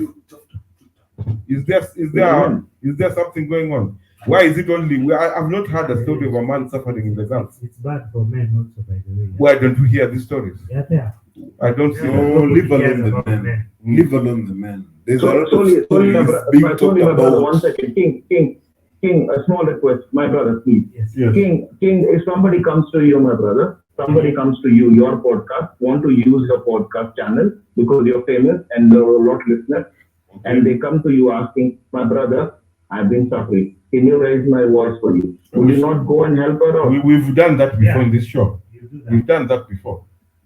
You do that. So Yes. why are you saying Let me that? tell Why you, are you no saying it is question not about your it. responsibility, my brother? Let me tell Why you. are you saying it's your One of the responsibilities. Wait, let me finish. Bro, let me tell you. When we are dealing with women, we are dealing with women. Meaning we are responsible for these women. We are dealing with women. When we are dealing with men, we are dealing with men. My brother, Bro, the Gulf has so shown sorry, my us brother. the women So have sorry. been running there. The women have been running there in the Gulf my brother, For quick shortcuts. my brother, for shortcuts. my brother. Can you talk about that? Can I Let them also? go shortcuts, my brother. They're all my No, family members. shortcuts have They're all consequences, my my family friend. members. With facts or with You cannot say They're all that. my family members. First of all, Come on, my brother. me, Who are you to I say can that say there? I've not had a single situation, and this story has been in the news for the last 10 years. Okay. We've not had, personally, I don't know if you guys have had, I've not had a man having these problems. Number two, there's a slave queen I saw not 2-3 weeks ago. She says a guy gives you a ticket and promises you 10,000. You think you're going to do what? Wash plates. Or wash a dog. These women are joking with us. Things turned around, eh? First of all, number two, Be mistreated. yes, be That's what mistreated. you're saying. If number two, the Gulf. Jab. Who was asking for your opinion? Number two, the Gulf is not Kenya. These are fucking Islamic states. We know how Islam works, brother. Where's the peleka umalaya huko nje? And then you think you're going to come back with your head. Thank you. These are not. If Then don't no, talk about it. Iumalaya Negativity. wasichana wa Nairobi Don't talk about it. Iumalaya wasichana wa Nairobi wamezoea kufanya hapa Talk hivi. about the situation. If you Iumalaya. want to bring more negativity into the See, I'm not the one who took those guys to the Gulf. I'm Don't reacting to talk the about it. consequences. Leave it alone. Wasichana, My brother. no, I've not made my point. I've not made my point. Wasichana wamezoea hii ujinga wanafanya hapa Nairobi. Talk about your prostitutes in Kenya. If the Leave alone those people who have gone to that. people, these women wamezoea ujinga wanafanya hapa Nairobi, umalaya, kulia watu chapa, and then you take it to a Muslim country, my friend, and you have to come back with your head. Those are Islamic countries, okay? Those are it's not when you Nairobi where you're going to fuck with everybody. These are the Sharia law, my friend. My brother is heated up. I'm heated up because I'm passionate about this shit. Okay, one second, my brother. Sorry. Can you raise this point in any political scenario? Even I want him to raise this point in a political scenario. You know what is happening? I'll tell you what is happening. You know, in Mombasa, Diani, you know, there are boat cruises which come from Middle East. This Islam, whatever, I don't want to tell this the rich Arab. They come in their own, what do you call the boats, my brother? The king size boats? The cruise. Hatch, whatever. They come, no, not that. There's another boat. Their personal boat, what do you call? The doves. Okay. Yeah, they have a hatch or something. They come with them, and these guys off the shore, because your government, I'm saying very pointed out, your government doesn't stop that international borders when seas. Anybody can come in a boat. They can spend like dollars, dirhams on these girls, and obviously the poor girls, they don't know anything. They love for the money or love for that luxury. They just sit in the boat without a passport, without any papers. They take them to Dubai. Yeah, they take them to Dubai or whatever Middle East, and they dump them there. Now, whose problem it is? Precisely. So you can't say that girl. No, it's the girl's problem. It was the girl forced into the ship, bro. No. Come on, my brother. No, be realistic. Bro, just the way you've talked, can you let people talk, bro? The woman is not forced at gunpoint into the ship, okay? No, she's going there for opportunities. Javan was talking. Yes, my point is my point is like this. These people, it is a trap. These are lazy bitches, to be honest. Someone calls you to come to Dubai, bro, $10,000. So that to do what? Do you think that person is asking me? No, whoever is asking. Village, deep in the village. I don't give a fuck who is asking. I don't give a fuck who is asking. A sheikh in Dubai. No, listen. Can I make my point? A sheikh in the Middle East gives you a plane ticket to a country you want to see the news, okay? And he tells you, I'm going to give you 10,000 to come and wash my dishes. Come on, women should be realistic. So I think. So now, Soli Ebu take it over. Let me separate these two things. I hear what you're saying, Jana. There are two issues here. There are those who get fooled out. Who are tricked? Yes. Slaves. They know what they are going for. They know. And when they go there, they are made to do all sorts of acts. Those ones, at least they know. They know what they are going into. There are those who go there genuinely looking for better employment. Yeah. Mm-hmm. That's why you've had this debate. We'll be talking about these agencies that recruit women. Unsuspecting. Yes. Yes. Yeah. But let me say this. As somebody who's also lived that program, the value people place on citizens of a nation is the value that nation places on its citizens. I'll give you examples. Today, in Kenya, try and catch an American citizen. Not anywhere in the world. Anywhere in the world. Yeah. Or an Israeli. Because they run the world. Yeah. Not even that. Remember, there was a time Dubai had UAE, they had blocked Kenyans from going there. Because of this same fucking nonsense. Because one of their citizens came to Kenya. Oh, was conned with gold. That gold was harassed. No, this was a chick was conned. Whatever it was. Yes. No. There's one where he was harassed. And the government said, we don't want Kenyans. We are not giving them passport. Yeah, because we don't have money. We don't have a say in this world. So it is sad that Kenyans, and I know the the Kenyan consulates, many of them don't know how many Kenyans. Precisely because Kenyans fucking sneak in. Yeah. Whichever way. The first thing you do when you reach a country, go to your consulate or your embassy and tell them, guys, I'm here. Look, when you're a Kenyan, Bro, can you finish the show? when you're leaving, Let's finish the show. at the airport, Mm. they know where everyone is going. Solely. Yeah. Who knows? The government of The Kenya. government of Kenya knows. Let's finish the show.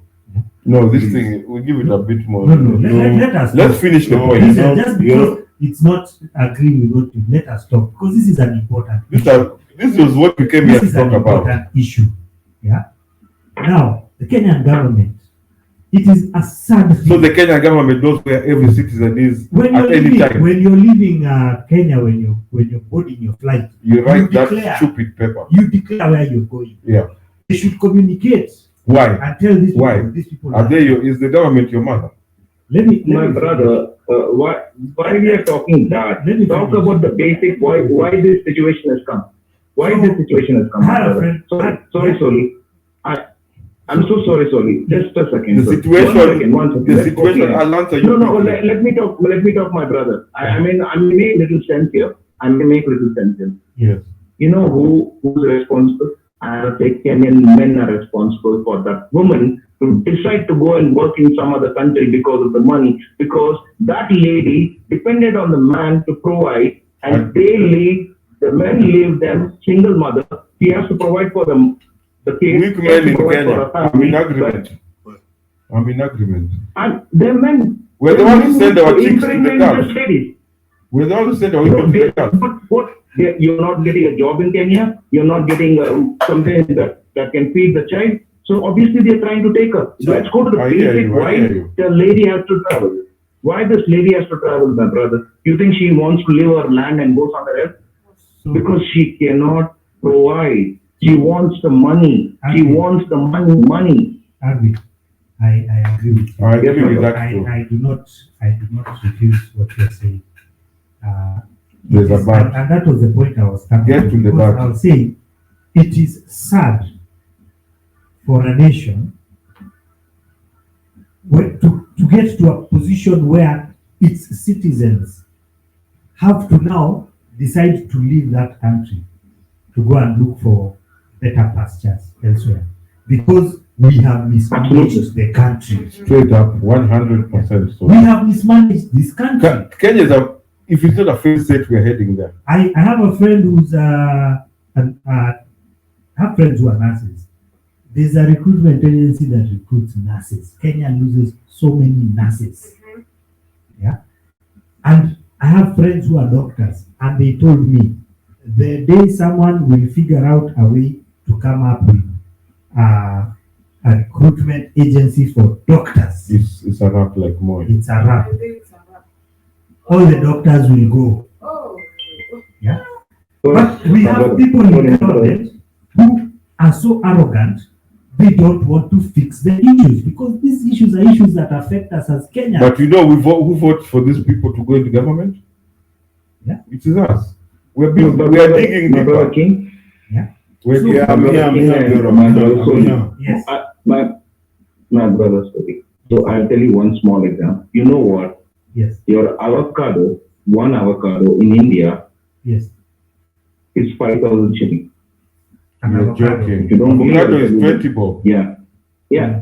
24. Is that a So, business If opportunity? the government decides, exactly. I'm coming to the point. Agriculture is the one segment. I don't know why Eric is quiet here. Agriculture can produce 50% of employment for this entire nation. What have you done there? Because You don't even have a data. You don't even have a data which can tell you with avocados you're going to be super rich. Today everybody is health conscious. I'm going to start growing avocados. Listen, because my brother, I'm not joking. listen. Yeah. The point also here for me is, again, you know, we started this story saying we deserve our leaders. Okay, who have we been voting for 60 years? The same dog with a different name. Okay, we vote for people who don't give a shit about us. Same forest, different monkeys. Same for a different monkey, man. We vote for the same individual for 60 years. What have we learned? Nothing. But let me give you a couple of stories that can help. You know, I have a friend of mine who was in the US, and during Thanksgiving, you know, in the US, Thanksgiving, they close down everything. I think Thanksgiving is even bigger than Christmas. Everyone goes to spend the evening With the family. With the family. So Kenyans are there, foreign students. No one is bothering them. So this guy had a friend who's from Zimbabwe. That was before the Zimbabwe Crash. and all that. This guy tells the guy, look, our embassy is having a dinner for people. Let's go. So they go there, and this guy says he was welcomed like An African. like an African, like a brother. Yeah. Mhm. These people, they had no justification to do that, but because he was an African like them, a black person, they welcomed. This is the Kenyan embassy. No, the Zimbabwe. Oh, embassy. Kenyan went to the Zimbabwean Yes. embassy. And then to add insults to injury, after all that, they even gave them pocket money. Yeah. Imagine how you would feel as a Kenyan. The Kenyan embassy in the US does not bother. I think it only bothers to take care of the children of the who's who. Kenyan government has been shit for 60 years. Can we agree on this? The Kenyan The government of Kenya has Commission never cared about has any. a serious problem. No, the country, the government of Kenya has never cared about Kenyans from 1963. Can we agree on that? So I'll give you another story about Ubuntu that I once saw someone, one of the TED talks, about this guy was saying they were fleeing their country because there was a war. I think it was either Sierra Leone or one of those countries. And they were very young that time, and the mother was there with 2 or 3 children, I can't remember. And he said, all through while they were fleeing, walking for miles and all that and going abroad, the mother never even shed a single tear. But she used to cry at night. No, never. But when they got to one of the countries, the airport, she was there struggling to fill papers. Then another African lady just came and told her, "Look, let me help you." Yeah? And she took the children and so that she could free her, so that she could do that. And she said the mother broke down and cried. There's only, Yeah. You can't be strong forever. Because you're saying, and that is the essence of Ubuntu, is that the only way I can know that I am human is if you reflect that humanity back at me. Yeah? Not this thing they tell us, I am because you are. It doesn't make sense. That for me is The only way I will know that I am human is if you reflect back my humanity to me, so that I can know I'm human. And that's the problem with Kenyans. Kenyans, we don't care. But we don't care. How did we learn not to care? How are we supposed to know about that reflection? Because we've not had it for 60 years. It has We've to never start had it, so how are we supposed to know? Look, Yeah. First of all, the government cannot reflect your humanity to you because the government is not a human being. Yeah, you count on the government. These are human issues, human beings. The That's thing the is, way we don't have Arwin it. was saying I don't that- see a Kenyan doing that for another The Kenyan. way Arwin was saying that when he heard about that story of that lady, he called the family to find out. Yeah. Small things like that. And me, I'm in this country, I didn't call them. Yes, just call somebody. So, my brother, no, Yes. so one more thing, sorry about it, my brother. Just to bring back to the same thing. You know what? I read that story of another lady. Yes. I think it's in the Star or Standard. I'm not getting, but here is the main point you're missing. You know, this lady was being enslaved in Middle East. She was? I'm using that strong word, slavery. Enslaved. Yes. Slavery. Yes, we know that's what. Now that lady is sending money to the family. Family is happy, thinking my girl, or she's doing well there. Mhm. She's not. And that lady, when she spoke, I want to come back. Do you know what the family said? No, you're providing, you stay there. Yes. Yeah. Which is the human Now, reality. whom do you blame that? The family. The family is saying stay there because you're providing money to the house, and we are enjoying the house. If you come back, you cannot survive in Kenya. Yeah. Kenya, there is no job. Yes. You be there. So they want you. Now, what would that lady do? They want you to sacrifice yourself for them. That's why I don't believe in sacrificing myself. And that is why I say selfishness is an assault. Fuck you guys, man. I didn't even choose this family, okay? I was born, we're just, you know the way Kenyans one day woke up and the Kalenjins and Masais and Kambas and Luos and Kikuus find themselves in a country they didn't want. That is how family looks like. The best family you can ever hope for is the family I say, I like this guy. This guy will be my big bro. I like this guy will be my small bro. You know, that Chile will be my sis. That is the best family. But this one we find ourselves in the way Kenya found itself with colonizer is the rubbishest family ever. You don't even have a say. And then it is so.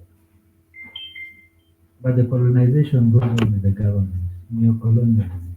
I don't know. Dude, we did have No, this. my brother, We again, did not you have guys this are- system before the white again, people you came guys here. are going to the system, my brother. No, brother, you guys are going to the system again. I'm so sorry. I'll bring back to you guys to the normal baseline is the men. The men, please, if you want to have a child, be in a position to take care of the child. We've the said woman this will for not leave the 2 country. years in this show.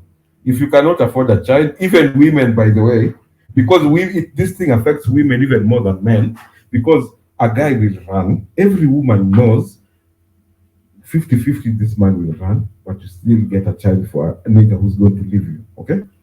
I think And if that's the case, if men are not changing, let's talk to the women. The Don't nature of, spread your yeah. legs to the No, we guys who don't are need to not talk to, capable. women are talking to each other. We need to talk to men.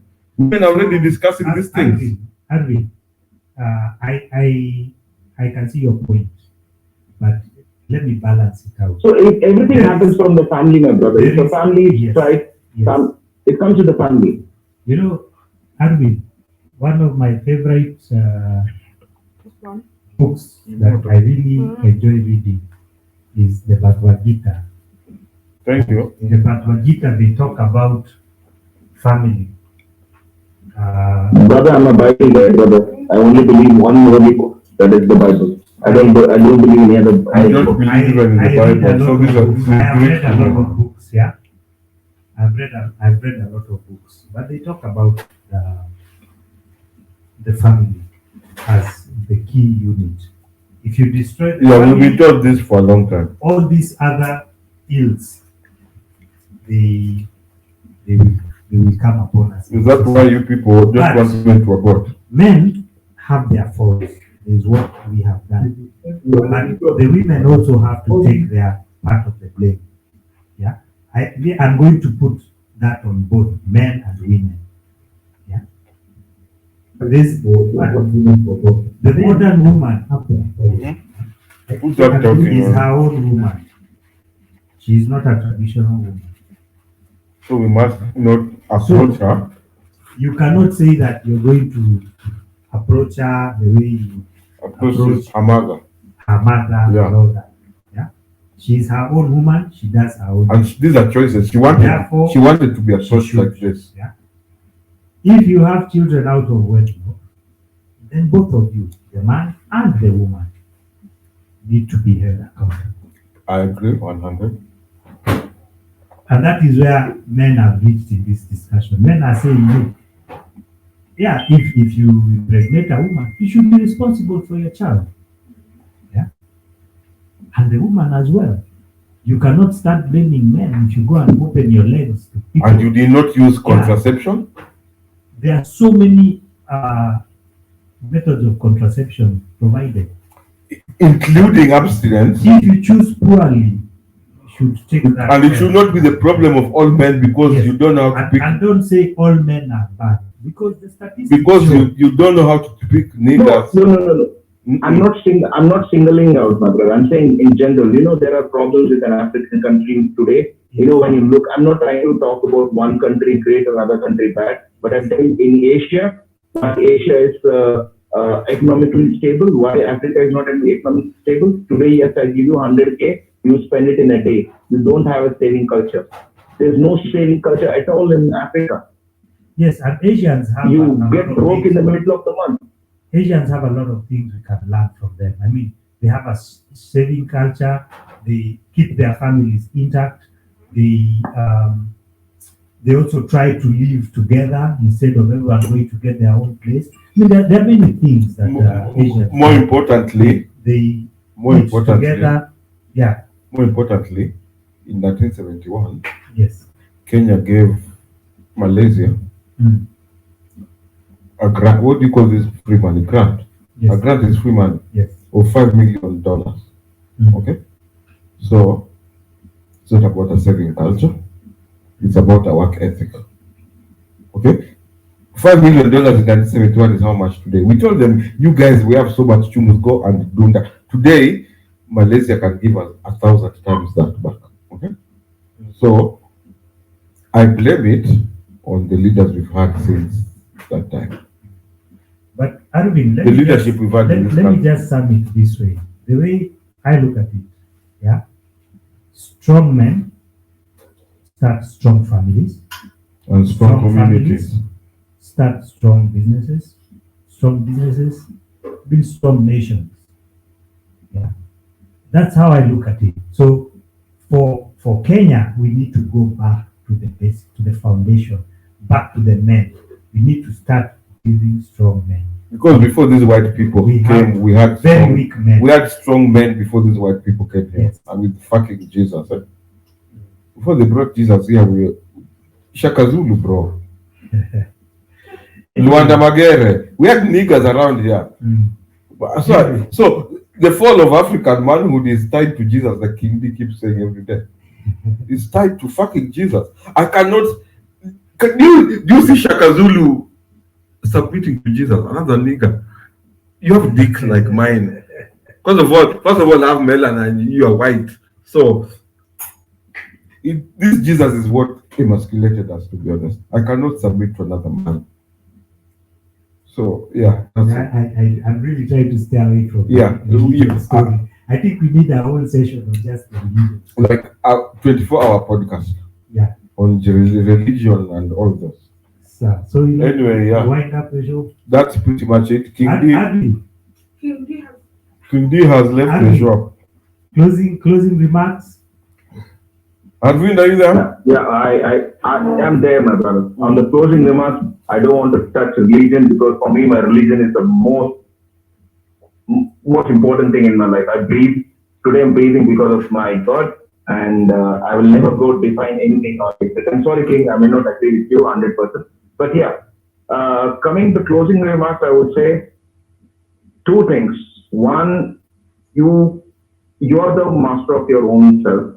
Yes. If you want to change others, through joining politics or doing something, I would say politics, I'll keep it very fast. You can do it from your house and try to change within your house. Maybe that can help you. But if you really want to get to politics, become something big, earn a lot of money, you become super successful, then join politics. Now, if you want to take politics in a way, in starting way, then you'll be the most corrupted person. Mm. It makes sense. Yeah. Yeah, I'll go next. Sorry, you'll close the show. Arvind, I disagree with you on everything you've said. Okay. Number one, politics affects your life. If you go, I've not decided whether you're in Kenya or wherever you are. If you follow the story of Kenya from 2013, the fuck up we have today is because we chose idiots, okay? Convicts of international crime, okay? That's why we are fucked up today, because they are our thieves, okay? We'd rather vote for our thieves than other thieves. They had no economic agenda, they had no social agenda, they had absolutely fuck all except extracting themselves from the ICC. That is why today in Kenya, we're in an economic blunder, okay? We voted for idiots who had no agenda. So you cannot say politics, you do it in the house.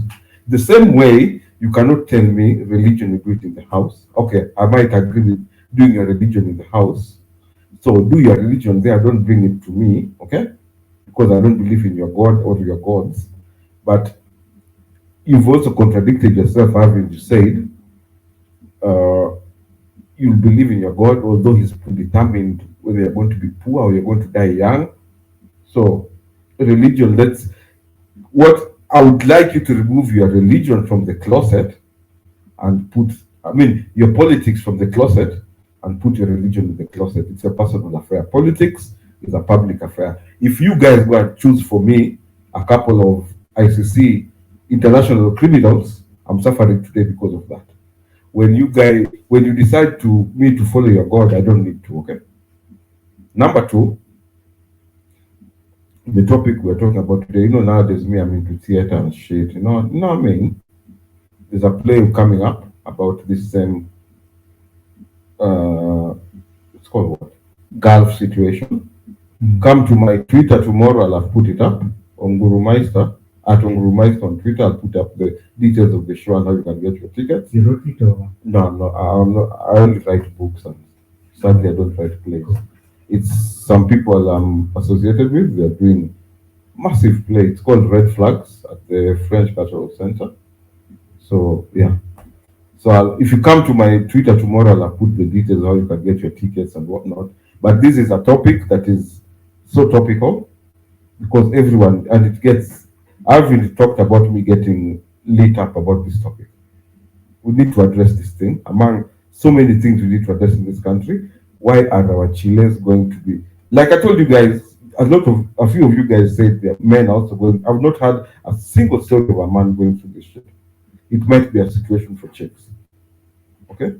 Because, and then again, dudes, this is a fucking Islamic country. Saudi Arabia is the Rome of Islam.